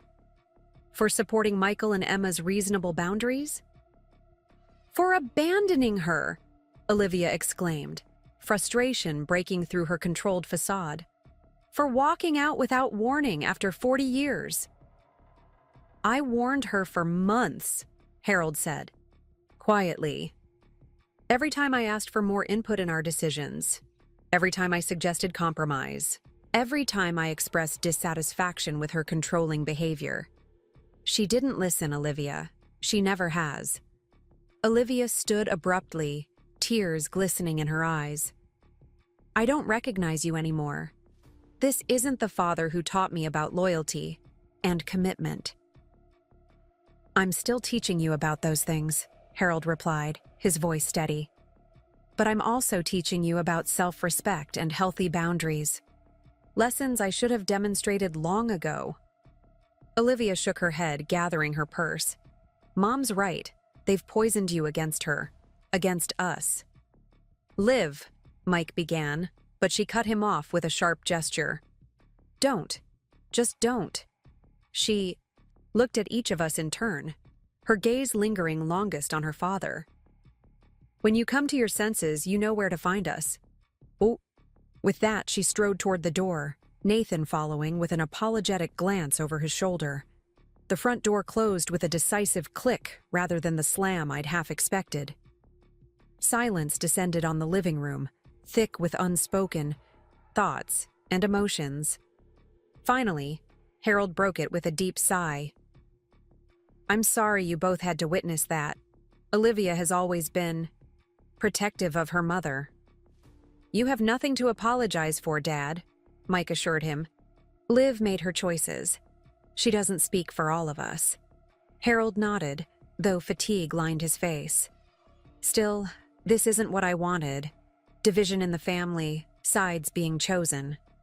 You didn't create the division, I said gently. You just stopped papering over the cracks that were already there. Harold considered this, then smiled faintly. A wise perspective, Emma. Thank you. He stood carefully, one hand on his cane. If you'll excuse me, I think I need to lie down for a bit.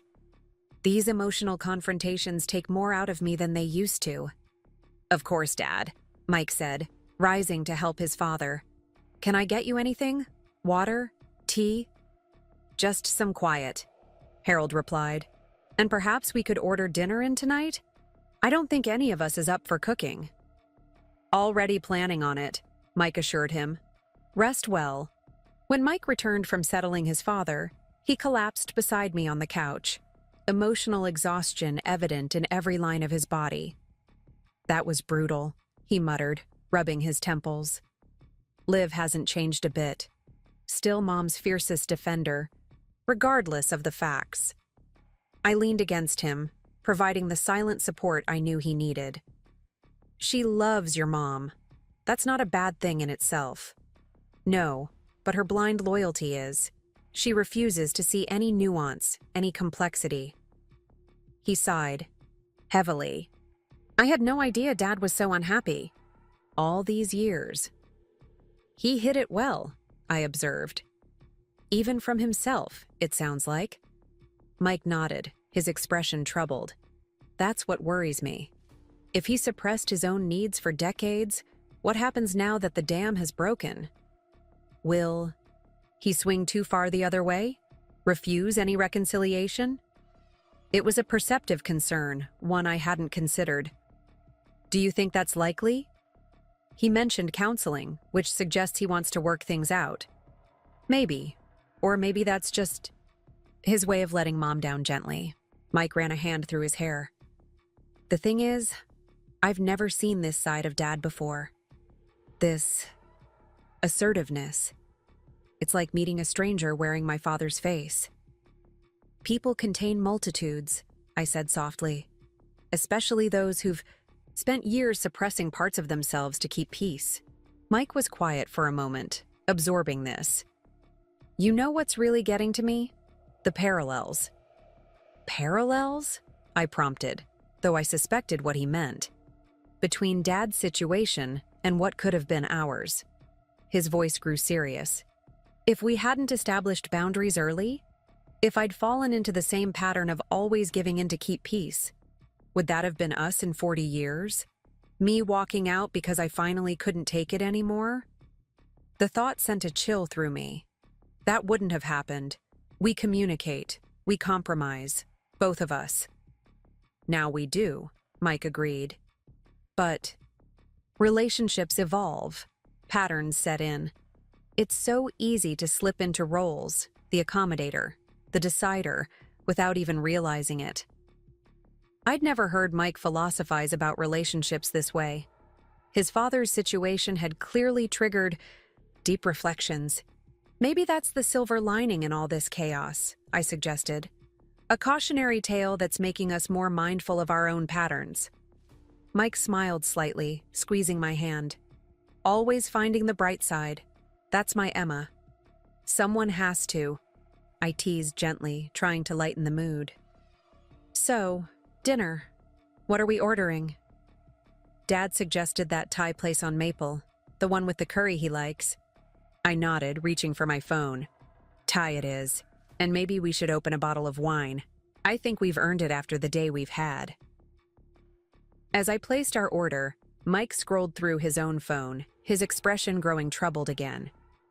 Mom's called 3 more times, he said when I finished the call, and texted. She wants to know why Dad isn't answering his phone. Is he actively ignoring her or just resting? I asked. His phone's off. Doctor's orders after the stroke. Regular. Rest periods without electronic disturbances. Mike hesitated. I should call her back, shouldn't I? Even if I don't have much to say. I considered this. If you don't, she'll just keep calling and getting more upset. True. He didn't look eager, but he nodded resolutely. Better to rip the bandage off. Would you mind giving me some privacy for this one? Of course. I stood, touching his shoulder supportively. I'll go check on dinner delivery status. Take all the time you need. I retreated to the kitchen, but couldn't help overhearing bits of Mike's conversation as his voice occasionally rose in response to what must have been accusatory statements from Diane. "That's not what happened, Mom." "No." Emma didn't insist. "Dad made his own choice." "Yes. He's here. But he's resting." "I can't make him call you, Mom. That's between you and Dad." After about 15 minutes, the conversation ended. I heard Mike's heavy sigh before he joined me in the kitchen, looking drained. "That bad?" I asked sympathetically. "Worse," he admitted, reaching for the wine bottle I'd opened. "She's convinced this is all an elaborate plot orchestrated by you, enabled by me, with Dad as an unwitting pawn." I rolled my eyes. "Yes, because I have nothing better to do than destroy 40-year marriages for fun. According to Mom, you're doing it to consolidate your control over me." Mike's tone was light, but I could tell the accusation bothered him. "Cut me off from my real family so I'm entirely dependent on you." "Ah, yes, my master plan," I said dryly. "Isolate you completely, except for your father who's literally living with us." Mike smiled weakly. Logic has never been Mom's strong suit when she's emotional. He took a long sip of wine. "She's coming over tomorrow," insists on speaking to Dad directly. I tensed. "And you agreed?" "What choice did I have? She's his wife. They need to talk eventually." He gave me an apologetic look. "I did specify afternoon when we'll both be home. I'm not subjecting Dad to that conversation alone." "Good call," I agreed, though anxiety fluttered in my stomach at the thought of Diane in our house tomorrow, emotional and accusatory. "Did you warn your dad yet?" Mike shook his head. "Thought I'd let him rest first. He'll need his strength for tomorrow." The doorbell rang, signaling our dinner's arrival. As Mike went to pay the delivery person, I set the table mechanically, my mind racing with possibilities for tomorrow's confrontation. Would Diane manage to manipulate Harold into returning home? Would she create an even deeper rift? Would she blame me to my face for everything that had gone wrong? By the time Harold joined us for dinner, looking refreshed from his rest, I had worked myself into a state of quiet anxiety. Mike must have noticed, because he squeezed my knee under the I table as we began serving the fragrant Thai dishes. "Everything okay?" Harold asked perceptively, noting the silent exchange. Mike cleared his throat. "Mom called. She, wants to come over tomorrow to talk to you." Harold nodded, unsurprised. "I expected as much. Did you agree to a time?" "Around 2, Mike said. "If that works for you. Emma and I will both be home then." "Thank you," Harold said sincerely. "I appreciate the support, though you shouldn't have to mediate between your parents." "We're not mediating," I assured him, "just providing neutral territory." Harold smiled knowingly. "And moral support, which I value more than I can express." He took a bite of green curry, then added, "I spoke with Dr. Marison this afternoon, by the way. She's agreed to see Diane and me together if Diane is willing." "That's promising," Mike said encouragingly. "Did you mention that to Mom when she called?" Harold shook his head. "My phone's been off, part of my rest routine." He looked thoughtful. "Perhaps I should call her tonight. Prepare her for tomorrow's conversation." "Might be wise," I agreed. "Give her time to process before she arrives." Harold nodded, but seemed hesitant. "The challenge is keeping the conversation focused and productive. Diane has a talent for emotional deflection when confronted with uncomfortable truths." "That's putting it mildly," Mike muttered. "Perhaps begin with what you still value about your relationship," I suggested, "before addressing the changes you need." Harold looked at me appreciatively. "A diplomatic approach. You have good instincts, Emma." "I've had some practice navigating difficult conversations," I said with a small smile. "Indeed." Harold's eyes twinkled momentarily. "Diane can be challenging." The understatement broke the tension, and we all chuckled. For a moment, it felt almost normal. A family dinner with good food and gentle teasing. But reality hovered at the edges, the specter of tomorrow's confrontation impossible to fully ignore. After dinner, while Mike and I cleaned up, Harold retreated to the guest room to call Diane. We tried not to eavesdrop, but the occasional raised voice from Harold, unusual from the typically even-tempered man, suggested the conversation wasn't going smoothly. When he emerged an hour later, his expression was a complex mixture of determination and weariness. "She's still coming tomorrow," he reported, settling into an armchair. "Though I'm not optimistic about her willingness to consider counseling." "What did she say?" Mike asked, passing his father a cup of herbal tea. Harold sighed. "That we don't need strangers interfering in private matters. That if I'd just come home, we could work things out ourselves, like we always have." "Which means going back to the way things were," I observed. "Precisely." Harold took a sip of tea. When I pointed out that the way things were is exactly what I'm no longer willing to accept, she accused me of having my head turned by newfangled ideas about marriage. Mike raised an eyebrow. Newfangled ideas like mutual respect and equal partnership? Apparently so. Harold seemed more resigned than angry. The irony is that Diane considers herself quite progressive in many ways, just not when it comes to relinquishing control in her own home. Or accepting boundaries from her son and daughter-in-law, I added. Harold nodded thoughtfully. "You know, your boundary setting was quite instructive for me. Watching how Diane reacted to reasonable limits. It crystallized patterns I've observed for years but never fully acknowledged." "Glad our family drama could be educational," Mike said wryly. "More than educational," Harold corrected. "Inspirational, in a way. Seeing you two stand firm together, supporting each other." He paused, emotion briefly tightening his voice. It reminded me of what partnership should look like. I felt a surge of unexpected emotion at his words. In all the chaos of the past few days, I hadn't considered that our actions might have provided Harold with a positive model, not just a catalyst for confrontation. "Whatever happens tomorrow," Harold continued, "I want you both to know how grateful I am, not just for the room and board, but for showing me what's possible when people respect each other's boundaries." Mike looked visibly moved. "Thanks, Dad. That means a lot." We chatted a while longer, carefully steering the conversation away from tomorrow's looming meeting to lighter topics. Harold's photography hobby, a documentary series Mike had been watching, a challenging patient case I'd recently solved. It was a welcome respite from the emotional intensity of the day. Later that night, as Mike and I prepared for bed, the fullness of the situation settled over me again. "Tomorrow's going to be rough," I said as I applied moisturizer to my face. "Your mom will be coming in with 40 years of tactical experience." Mike, already in bed, looked up from his book. "Dad's held his own so far. He might surprise us again tomorrow." "I hope so," I said, climbing in beside him. "But Diane in person is different from Diane on the phone. She knows how to use her vulnerability as a weapon." "True," Mike agreed grimly.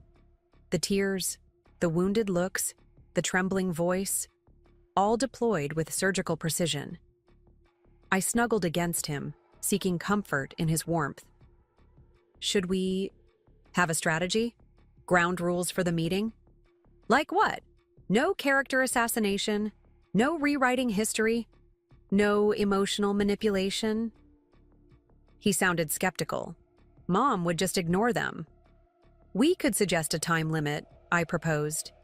"Keep the initial conversation to an hour, then take a break to process." Mike considered this. "That's not a bad idea, actually. Containment might help prevent total meltdown. And maybe designate the dining room as the conversation space," I added. "Keep the rest of the house as neutral territory." "Setting boundaries again?" Mike observed with a small smile. "It's almost like you've learned something from all This. I nudged him playfully. Very funny. I'm serious, though. Structure might help keep things from spiraling tomorrow. You're right, he acknowledged. I'll talk to Dad in the morning, see if he has preferences about how to structure the conversation. He kissed the top of my head. Now try to sleep. Tomorrow will come whether we're rested or not. Despite his advice, sleep proved elusive.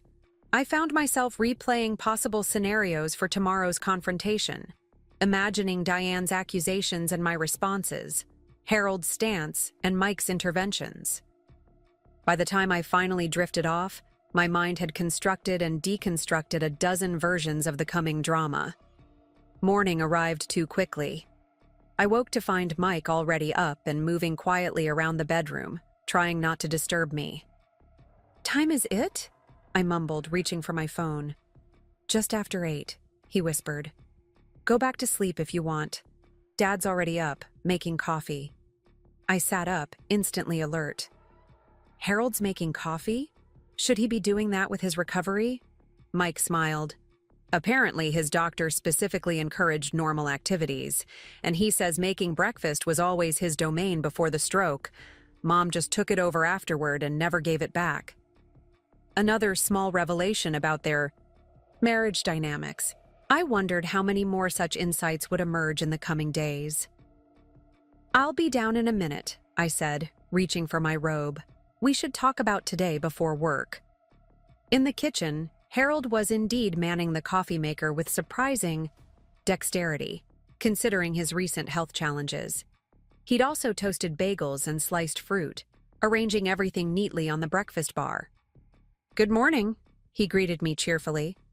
"I hope you don't mind me commandeering your kitchen. It feels good to be useful." "Not at all," I assured him, accepting the mug of coffee he offered. "This is a treat." "I was just telling Dad about our idea for structuring today's conversation," Mike said, spreading cream cheese on a bagel half. Harold nodded. Time limits and designated space. Very sensible. I've been thinking along similar lines myself. "Any specific approaches you want to take?" I asked, selecting a bagel for myself. Harold considered this as he sat at the counter with us. "I believe in starting with positive intentions. I'll make it clear that I still care for Diane and value our history together. But I'll also be firm about my need for change and respect." "And if she gets emotional or accusatory?" Mike asked carefully. "Then I'll calmly redirect the conversation back to the core issues," Harold replied with more confidence than I would have expected. Dr. Marison suggested specific phrasing, acknowledging feelings without accepting blame for having boundaries. "I understand you're upset, but my need for respect is valid." I was impressed by his preparation. "Sounds like your conversation with Dr. Marison was helpful." "Immensely," Harold agreed. "She's given me tools I wish I'd had decades ago." He took a thoughtful sip of coffee. "The challenge will be maintaining my resolve in the face of Diane's." "Well, Diane's considerable emotional arsenal." "We'll be right there," Mike assured him. "Not to intervene, but to support you holding your ground." Harold smiled gratefully. "I appreciate that more than I can say." He glanced at the clock. "Don't you two need to get ready for work soon?" "I'll be working from home today," I said, having made that decision sometime during my restless night. Rearranged my schedule. "Same," Mike added. "Told my team I needed a personal day." Harold looked touched and slightly embarrassed. "You didn't have to do that on my account." "We wanted to," I assured him. "Family first." The phrase hung in the air, reminiscent of Diane's frequent declarations but carrying a distinctly different meaning in this context. Family first, not as an obligation or guilt trip, but as a choice freely made from love and support. Harold cleared, his throat clearly moved. "Well then, perhaps we should use the morning to prepare. I'd welcome your thoughts on how to approach specific topics that might arise." Mike glanced at me, then back to his father. "Like what, Dad?" "Like the house rules agreement that started all this," Harold replied. Diane will almost certainly bring it up as evidence of hostility toward her. I want to be ready to reframe it as what it actually was, a reasonable request for mutual respect. And so our morning unfolded, a strategy session of sorts, but one founded on honesty and mutual support rather than manipulation. As we talked through potential scenarios and responses, I found myself admiring Harold's growing clarity about his own needs and boundaries. The man who had seemed so passive just days ago was emerging as thoughtful and principled, capable of standing his ground without cruelty. By the time we broke for lunch, I felt as prepared as possible for Diane's arrival. We had a plan, we had support, and most importantly, we had truth on our side. Whether that would be enough against Diane's emotional tactics remained to be seen, but I took comfort in our unified approach. As the clock ticked toward 2, we arranged the dining room as agreed. Water glasses and tissues on the table, comfortable seating, a neutral space for what would undoubtedly be a challenging conversation. Mike put on calming background music at low volume, while I made sure the kitchen was stocked with tea and coffee for afterward. At precisely 1:55, Harold took his place at the table, his posture straight, his expression composed. Mike and I exchanged a glance, both recognizing the courage this moment required from him. "Whatever happens," Harold said quietly, "thank you both for creating a space where truth can be spoken." Before either of us could respond, the doorbell rang. 5 minutes early. Typical Diane asserting control from the outset. Mike squeezed my hand once before going to answer the door. I took a deep breath and prepared to face my mother-in-law, whose imminent arrival felt less like a family visit, and more like the opening salvo in a battle for the very definition of family itself. The moment Mike opened the door, Diane swept in like a perfectly coiffed hurricane. Her designer pantsuit was immaculate as always, but her eyes were rimmed with redness that her careful makeup couldn't quite conceal. "Where is he?" she demanded, without preamble, not even acknowledging my presence in the hallway. "Hello to you too, Mom," Mike said with remarkable patience. "Dad's waiting in the dining room." Diane's gaze darted toward me, a flash of accusation in her eyes before she looked away dismissively. "I prefer to speak with my husband privately." "That's not how this is going to work," Mike said firmly. "We agreed to meet here, in a neutral space, with Emma and me present." "Neutral?" Diane scoffed. "There's nothing neutral about this house or your wife's involvement." I bit back a retort, reminding myself that escalating tensions wouldn't help anyone. "Would you like some water before we sit down, Diane?" She ignored me completely, already moving toward the dining room with the determination of a general, advancing on enemy territory. Mike shot me an apologetic look as we followed. Harold rose when Diane entered, his posture straight but his expression gentle. "Diane, thank you for coming." She stopped short, as if surprised by his composure. Perhaps she'd expected to find him diminished somehow, regretful or uncertain. Instead, he stood tall, leaning only slightly on his cane, meeting her gaze steadily. "Harold," she said after a moment, her voice softening to the wounded tone I recognized as the opening move in her emotional strategy. "What are you doing? Why are you putting us through this?" "Please sit," Harold said, gesturing to the chair across from him. "I think we have a lot to discuss." Diane remained standing, glancing around the carefully arranged space with obvious suspicion. "This feels like an intervention. Is that what this is? Have they convinced you I'm some kind of monster?" "No one thinks you're a monster, Mom," Mike said as he and I took seats at the sides of the table, maintaining our agreed-upon positions as supportive but not central to the conversation. "Then why are you both here? This is between Harold and me." Harold's voice was calm but firm. "I asked them to be here, Diane, as support and to ensure our conversation remains productive." Diane finally sat, though she perched on the edge of her chair as if prepared to leave at any moment. "Productive?" Is that what you call abandoning your wife of 40 years? Productive? I haven't abandoned our marriage, Harold clarified. I've removed myself from an unhealthy dynamic to gain perspective. There's an important difference. Diane's eyes narrowed. Perspective? Or influence? Her gaze shifted briefly to me. Certain people seem very invested in changing your perspective about our marriage.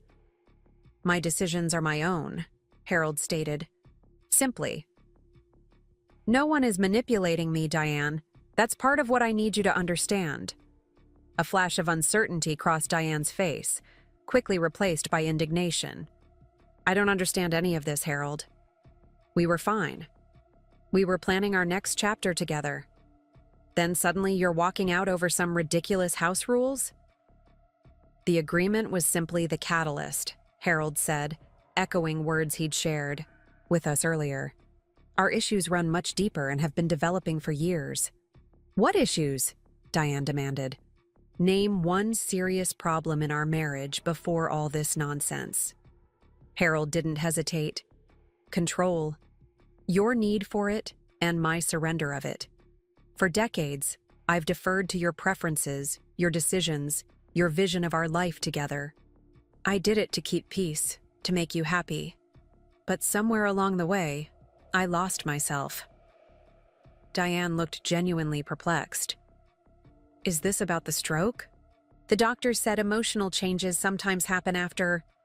This isn't about the stroke, Harold interrupted gently. The stroke just made me realize how precious time is and how much of mine I've spent living according to someone else's terms. My terms? Diane's voice rose slightly. We've built a life together, a good life. A life you designed, Harold countered. Where did we live? In the neighborhood you chose. How did we decorate? In the style you preferred. Who did we socialize with? Your friends and colleagues. Even our retirement plans centered around your interests, not mine. You never objected to any of that, Diane said defensively. I tried, in small ways, but you always had counter-arguments. Reasons why your choice was better, more practical, more suitable. Eventually, it became easier not to express preferences at all. I watched Diane's face as Harold spoke, seeing genuine surprise mingled with disbelief. Was it possible she truly hadn't recognized the pattern he was describing? So this is my fault? She asked, her voice hardening. Because I made decisions when you wouldn't? It's not about fault, Harold said. It's about awareness and change. I share responsibility for the dynamic we created. I allowed it to happen, year after year. But I'm not willing to continue that pattern anymore. Diane's composure slipped slightly, her voice taking on a desperate edge. What does that even mean, Harold? What do you want from me? I want partnership, he said simply. Equal say in our decisions. Respect for my preferences. Space for my interests. And most importantly, I want you to recognize when you're being controlling rather than collaborative. Mike shifted beside me, clearly surprised by his father's directness. We'd prepared for various scenarios, but Harold's calm clarity exceeded all our expectations. Diane sat back in her chair, actually speechless for a moment. When she recovered, her approach shifted. I had no idea you felt this way, she said, her voice softer now, tears welling in her eyes. Why didn't you tell me? All these years if you were unhappy. Time to strengthen my own sense of self outside our established dynamic? Diane looked wounded again. So I'm just supposed to wait, alone in our home, while you find yourself like some teenager? No, Harold said thoughtfully. You could use this time for reflection too. Consider what I've said about control and partnership. Perhaps even speak with a counselor individually. She scoffed lightly. I don't need a counselor to tell me my own mind. Then reflect in your own way, Harold suggested. But please truly reflect, Diane, on the patterns in our relationship, on how we both contributed to them, on whether You're willing to create something different moving forward. The conversation continued for another hour, cycling through Diane's various emotional states: hurt, defensiveness, anger, confusion, occasional moments of genuine reflection. Throughout it all, Harold maintained his compassionate firmness, neither yielding his position nor attacking hers. Mike and I remained mostly silent, speaking only when directly addressed, offering water or tissues as needed. I was struck by the profound reversal unfolding before us. The woman who had arrived expecting to reclaim control of her husband was instead being gently but firmly guided towards self-examination. Eventually, Diane glanced at her watch. "I should go. Olivia's expecting me back for dinner." "Of course," Harold said. "Thank you for coming today, Diane. For listening, even when it was difficult." She stood, gathering her purse with slightly trembling hands. When might you decide about coming home?" "I'm not setting an arbitrary timeline," Harold replied. "But I'd like to check in again in a week. Perhaps we could meet at a cafe next time? Neutral ground for both of us." Diane nodded stiffly. "Fine, you have my number." The formal response couldn't quite mask the vulnerability beneath. "I'll walk you out," Mike offered, rising to accompany his mother to the door. As they left the dining room, Harold exhaled slowly, the first sign of fatigue he'd shown throughout the intense conversation. "You did wonderfully," I told him quietly. "Your clarity was remarkable." He smiled tiredly. "Thank you, Emma, for the support and for the space to have this conversation. It wasn't easy, but it felt necessary." "Right." Mike returned a few minutes later, his expression thoughtful. "Mom's gone. She was pretty quiet on the way out." "Processing, I hope," Harold said, rather than planning countermeasures. Mike smiled faintly at his father's insight. "You know her well." 40 years, Harold replied simply. "I may have surrendered too much control, but I was always observing, understanding." I stood, suddenly aware of how emotionally drained we all must be. "I'll make some tea, or something stronger, if preferred." "Tea would be perfect," Harold said appreciatively. "And perhaps we could order dinner in again tonight? I find I don't have the energy for much else." The evening passed. Quietly, all three of us somewhat subdued after the emotional intensity of the afternoon. Harold retired early, leaving Mike and me alone in the living room, mulling over the day's events. "I've never seen Mom like that," Mike said as we curled together on the couch. "So? Thrown off balance? Vulnerable?" "Your dad's clarity seemed to surprise her," I observed. "Like she genuinely hadn't realized how he felt all these years." Mike nodded slowly. "I think that's possible. Mom lives so much in her own perspective, she might truly not have seen the impact of her behavior." "Do you think she'll agree to counseling?" He considered this, absently stroking my hair. "A week ago, I'd have said absolutely not. Now." He shrugged. "Maybe. She definitely wasn't prepared for Dad's firmness." "He's changed so much in just a few days," I marveled. "Or maybe he hasn't changed at all, just finally revealed who he's always been underneath." "Either way," Mike said thoughtfully, "I'm proud of him. Standing up for himself couldn't have been easy after so many years." "Like father, like son," I said softly, squeezing his hand. "You stood up for us too, when it mattered, against considerable pressure." He kissed the top of my head. "Best decision I ever made. After marrying you in the first place, of course." The next week unfolded in an unexpected rhythm. Harold settled into our home with remarkable ease, contributing to household tasks, respecting our space, and sharing insightful conversations over meals. He attended 2 individual counseling sessions with Dr. Marison, returning from each looking simultaneously drained and fortified. Diane called Harold daily, their conversations gradually evolving from strained and brief to somewhat more substantial. She hadn't yet agreed to counseling, but hadn't refused outright either. Progress of a sort, according to Harold. Olivia remained, firmly in her mother's camp, sending Mike accusatory texts that he mostly ignored, though I knew they bothered him more than he admitted. The family fracture was painful for him, especially when his sister began involving extended family, sharing her version of events with cousins and family friends. "Let her talk," Harold advised when Mike mentioned this concern. "People who truly know us will reserve judgment. Those who don't." He shrugged philosophically. "Their opinions matter less than our truth."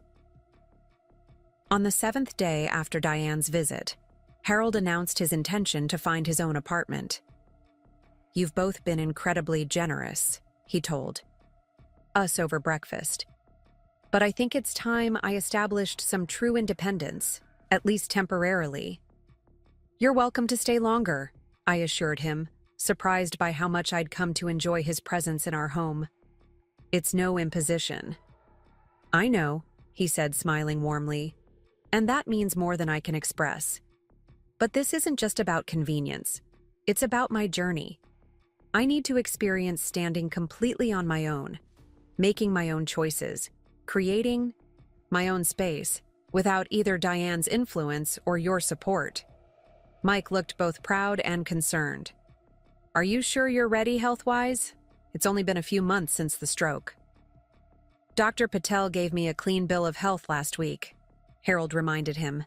"Said my recovery has been remarkably swift. Besides, I'm not planning to climb mountains, just live independently in a single-level apartment with proper safety features." We couldn't argue with his reasoning, though the prospect of his departure created a surprising pang. In just a week, Harold had become an integral part of our household. A calm, wise presence, whose genuine appreciation for our boundaries had been a healing counterbalance to years of Diane's boundary violations. "Will you tell Mom?" Mike asked. Harold nodded. "At our meeting tomorrow, which reminds me, would either of you be willing to help me look at apartments this afternoon? I've made appointments to see 3 places near the community college." "Of course," I said immediately. "I can rearrange my telehealth sessions." "I'll come too," Mike added. 3 sets of eyes are better than 2. Harold looked genuinely touched. "Thank you both, for everything." The apartment hunt proved surprisingly enjoyable. Harold approached each property with thoughtful consideration, asking insightful questions about lease terms and community amenities. By day's end, he'd settled on a bright 1-bedroom in a modern building with an elevator, accessible bathroom features, and a community garden he seemed particularly drawn to. "I think I could be happy here," he said as we stood on the small balcony overlooking the garden. "At least while I figure out next steps." "It's perfect," I agreed, noting the natural light and open floor plan that would accommodate his mobility needs. "When can you move in?" "They mentioned availability next week," Harold said.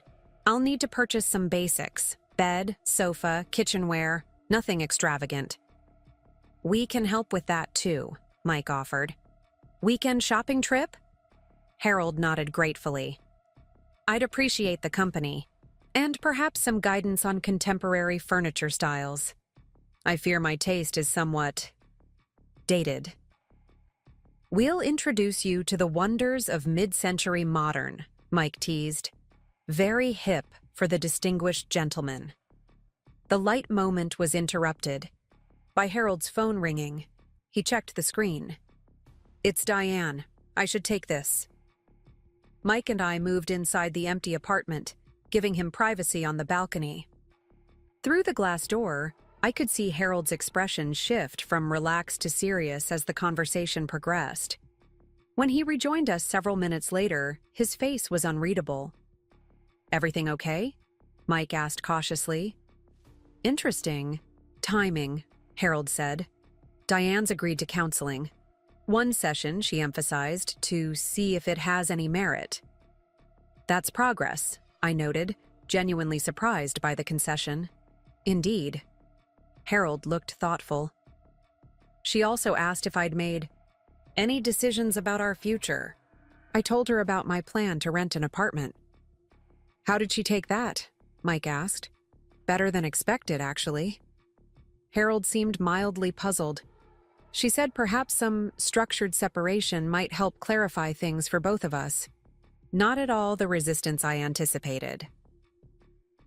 On the drive home, Harold elaborated on his conversation with Diane.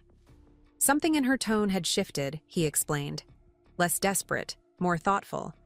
She'd mentioned speaking with her sister, who had apparently offered some surprisingly insightful perspectives on their situation. Claire always was the more introspective sister, Harold noted. Divorced twice herself, but remarkably wise. About relationships in retrospect. I'm glad Diane reached out to her.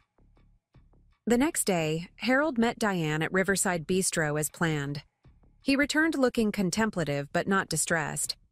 She's different, he reported as we shared dinner that evening.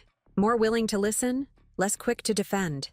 She actually asked questions about my experience of our marriage, questions that seemed genuinely interested in my perspective. That sounds promising, I said cautiously. It does, Harold agreed, though I'm reserving judgment until I see if it lasts beyond initial conversations. Change isn't easy, especially changing patterns established over decades. Did you tell her about the apartment? Mike asked. Harold nodded. She asked to see it, actually. Said if I was determined to live separately for now, she wanted to make sure it was suitable for my condition. He chuckled lightly. Old habits die hard. But when I pointed out the controlling nature of that statement, she caught herself. Actually apologized. Mike and I exchanged surprised glances. Diane Chen, apologizing for being controlling? It seemed almost unbelievable. And the counseling? I prompted. Scheduled for next Tuesday, Dr. Marison's office. Harold looked, simultaneously hopeful and apprehensive. A step forward, at least. The following week brought a flurry of activity as we helped Harold prepare for his move. Shopping for furniture and household essentials, setting up utilities, packing the few belongings he'd brought to our house. Through it all, Harold maintained a quiet excitement, like someone embarking on a long-anticipated adventure. Diane called. Daily, her conversations with Harold growing longer and less tense.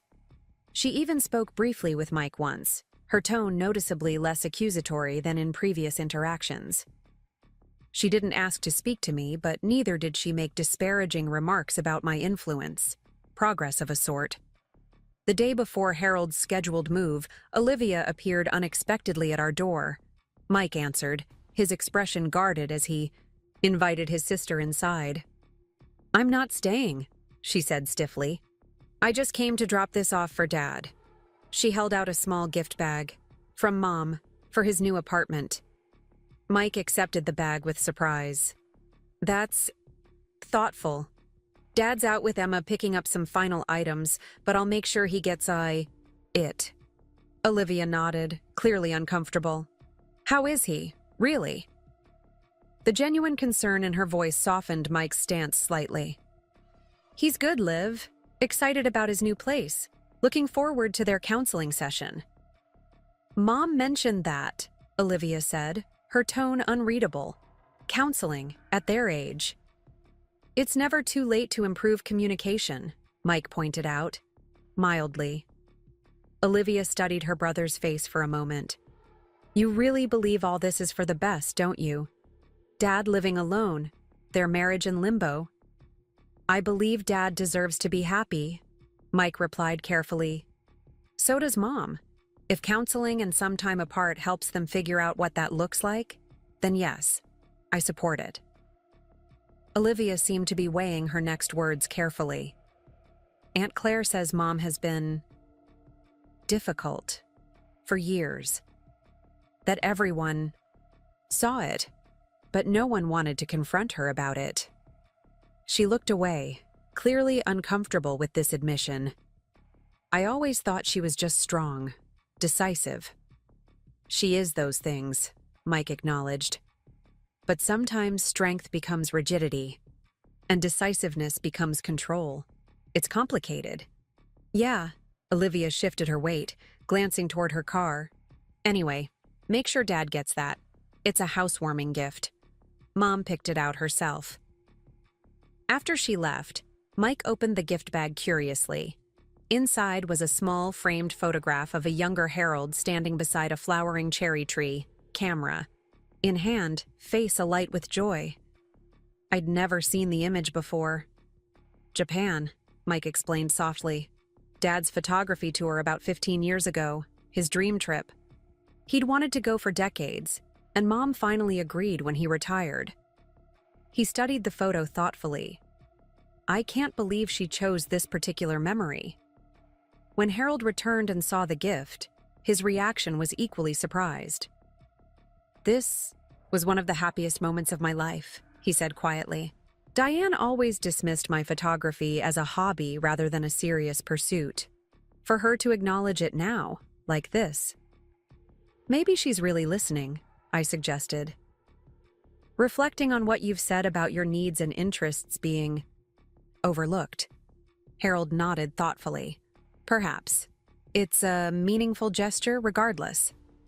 The next day, we helped Harold move into his new apartment. The space transformed quickly from empty rooms to a comfortable home, with furniture we'd selected together, kitchen essentials I'd helped organize, and several of Harold's photographs, now framed and displayed prominently on the walls. It feels right, he said as we prepared to leave, looking around his new domain with quiet satisfaction. My space, my choices, a new chapter. We're just a phone call away, Mike reminded. Him, clearly emotional about this symbolic step in his father's journey. Anytime, day or night. I know. Harold embraced his son warmly. But I'll be fine. Better than fine, I think. He turned to me next, his hug equally affectionate. Thank you, Emma, for the house rules contract that started all this, and for everything since. Your courage in setting boundaries helped me find my own. I never expected it to lead here, I admitted, but I'm glad if it helped. More than you know, Harold assured me. As Mike and I drove home, our house felt strangely empty without Harold's calming presence. We'd grown accustomed to his morning coffee ritual, his thoughtful observations, his gentle humor. But underneath the mild sense of loss was a deeper feeling of rightness, the satisfaction of having supported someone we cared about through a crucial transition. Do you think they'll work it out? I asked as we settled onto the couch that evening. Your parents? Mike considered this, his expression contemplative. I'm not sure. Dad seems committed to change, and Mom seems at least open to considering it. But 40 years of patterns don't transform overnight. True, I acknowledged. But they've taken first steps. That's something. Something significant, Mike. Agreed. He pulled me closer, kissing the top of my head. Speaking of significant, I've been thinking about our house rules contract, the document that launched 1,000 family revelations. What about it? I asked, curious about his reflective, and maybe we should have our own version, he suggested. Not because we need it for conflict resolution, but as a proactive commitment to communication and mutual respect, a blueprint for the marriage we want to build. The idea resonated deeply. I'd like that. A positive affirmation rather than a defensive measure. Mike smiled, his eyes warm with love and appreciation. Exactly. A declaration of our values, our commitments to each other. Something to revisit and refine as we grow together. As we discussed what such a document might include, I felt a profound sense of gratitude for the man beside me, for his willingness to stand firm with me when it mattered, to examine family patterns critically, to envision our relationship as an evolving, intentional creation rather than a fixed hierarchy. 2 days later, Harold called with news from his first joint counseling session with Diane. It had been challenging but productive, he reported. Diane had been defensive initially, but gradually opened up as Dr. Marison skillfully guided the conversation. They'd agreed to weekly sessions for at least a month, with individual therapy continuing alongside. Diane actually said something quite remarkable as we were leaving, Harold told us, his voice reflecting surprised appreciation. She said she'd never realized how much her need for control had limited both our lives, that she's beginning to understand why I felt diminished. That's huge, Mike said, clearly stunned by his mother's insight. Did it seem genuine? I believe it was, Harold replied thoughtfully. Diane has many faults, but dishonesty isn't among them. If she's acknowledged a problem, it's because she truly recognizes it. The weeks that followed brought gradual, cautious progress. Harold settled into his independent life with surprising ease, joining a photography club at the community center, reconnecting with old colleagues, even volunteering at the local library. He and Diane continued their counseling, sometimes reporting breakthroughs, other times setbacks. Olivia began calling Mike more regularly, her initial hostility slowly giving way to cautious curiosity about their parents' evolving relationship. She even sent me a brief but civil text on my birthday, a small gesture that nonetheless signaled a potential thawing. 3 months after Harold's move-out day, he invited us to dinner at his apartment. When we arrived, we were surprised to find Diane already there, arranging flowers on the dining table she'd apparently helped Harold select. Emma, Michael, she greeted us with noticeable effort at warmth. Harold's made his famous paella. I brought dessert. The evening that followed was surreal in its relative normalcy. Conversation flowed more easily than I would have expected, focusing mainly on neutral topics: Harold's photography exhibition at the community center, Mike's new project at work, my recent professional certification. Diane seemed different, still. Organized and opinioned, but less domineering, more willing to listen when others spoke. After dinner, as Harold served coffee, Diane cleared her throat with uncharacteristic hesitation. I owe you both an apology, she said, looking primarily at me. My behavior regarding the living arrangement was controlling, disrespectful of your home and boundaries. I see that now. I nearly dropped my coffee cup in shock. Mike looked equally stunned. Thank you, Diane, I managed after a moment. That means a lot. She nodded stiffly, clearly uncomfortable, with the vulnerability of apology but determined to push through. Well, it needed to be said. Dr. Marison has been quite insistent about acknowledging impact. Harold smiled slightly at this, exchanging a knowing glance with us. Diane might be changing, but her fundamental nature, direct, somewhat awkward with emotion, remained intact. As we prepared to leave that evening, Diane mentioned casually that she and Harold had plans to attend a photography exhibit together that weekend. His work is actually quite good, she observed with what seemed like genuine appreciation. I never really looked properly before. On the drive home, Mike and I processed the unexpected evening. Did that really happen? I asked, still slightly dazed. Did your mother actually apologize to me and compliment your dad's photography? Apparently, Mike said, sounding equally bewildered. Dad said they were making progress in counseling, but I didn't expect that. Do you think they'll reconcile? Move back in together? Mike considered this. Maybe eventually. But honestly, I think Dad's enjoying his independence, and Mom might need more time to truly change her patterns. A new normal, I suggested. Different from before, but potentially healthier for both of them. Exactly. Mike reached for my hand across the console. Speaking of new normals, how about we work on that relationship blueprint this weekend? Our own family living agreement, focused on the future we want to build. I'd like that, I agreed, squeezing his hand. Just promise me one thing. Anything. If I ever start acting like your mother, trying to control everything, dismissing your preferences, you'll call me on it immediately. Mike laughed. Same goes for me. Partnership, not control. Equal voices, mutual respect.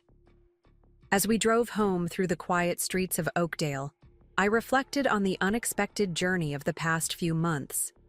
What had begun as a simple boundary-setting exercise, a house rules contract for a difficult mother-in-law, had catalyzed profound changes throughout an entire family system. Harold had found his voice and independence. Diane had begun the difficult work of examining her controlling patterns. Even Olivia was slowly opening to new perspectives on family dynamics. Our home, once threatened with invasion, had instead become a sanctuary where truth could be spoken and boundaries respected. The contract that Diane had once deemed offensive had ultimately offered liberation, not just for Mike and me, but for an entire family trapped in decades of unhealthy patterns. As we pulled into our driveway, the porch light welcoming us home, I felt a deep sense of gratitude for boundaries courageously drawn and upheld. Some might call it just a house rules contract. I knew better. It was nothing less than a declaration of relational independence, the beginning of a healthier story for all of us. Up next, you've got 2 more standout stories right on your screen. If this one hit the mark, you won't want to pass these up. Just click and check them out.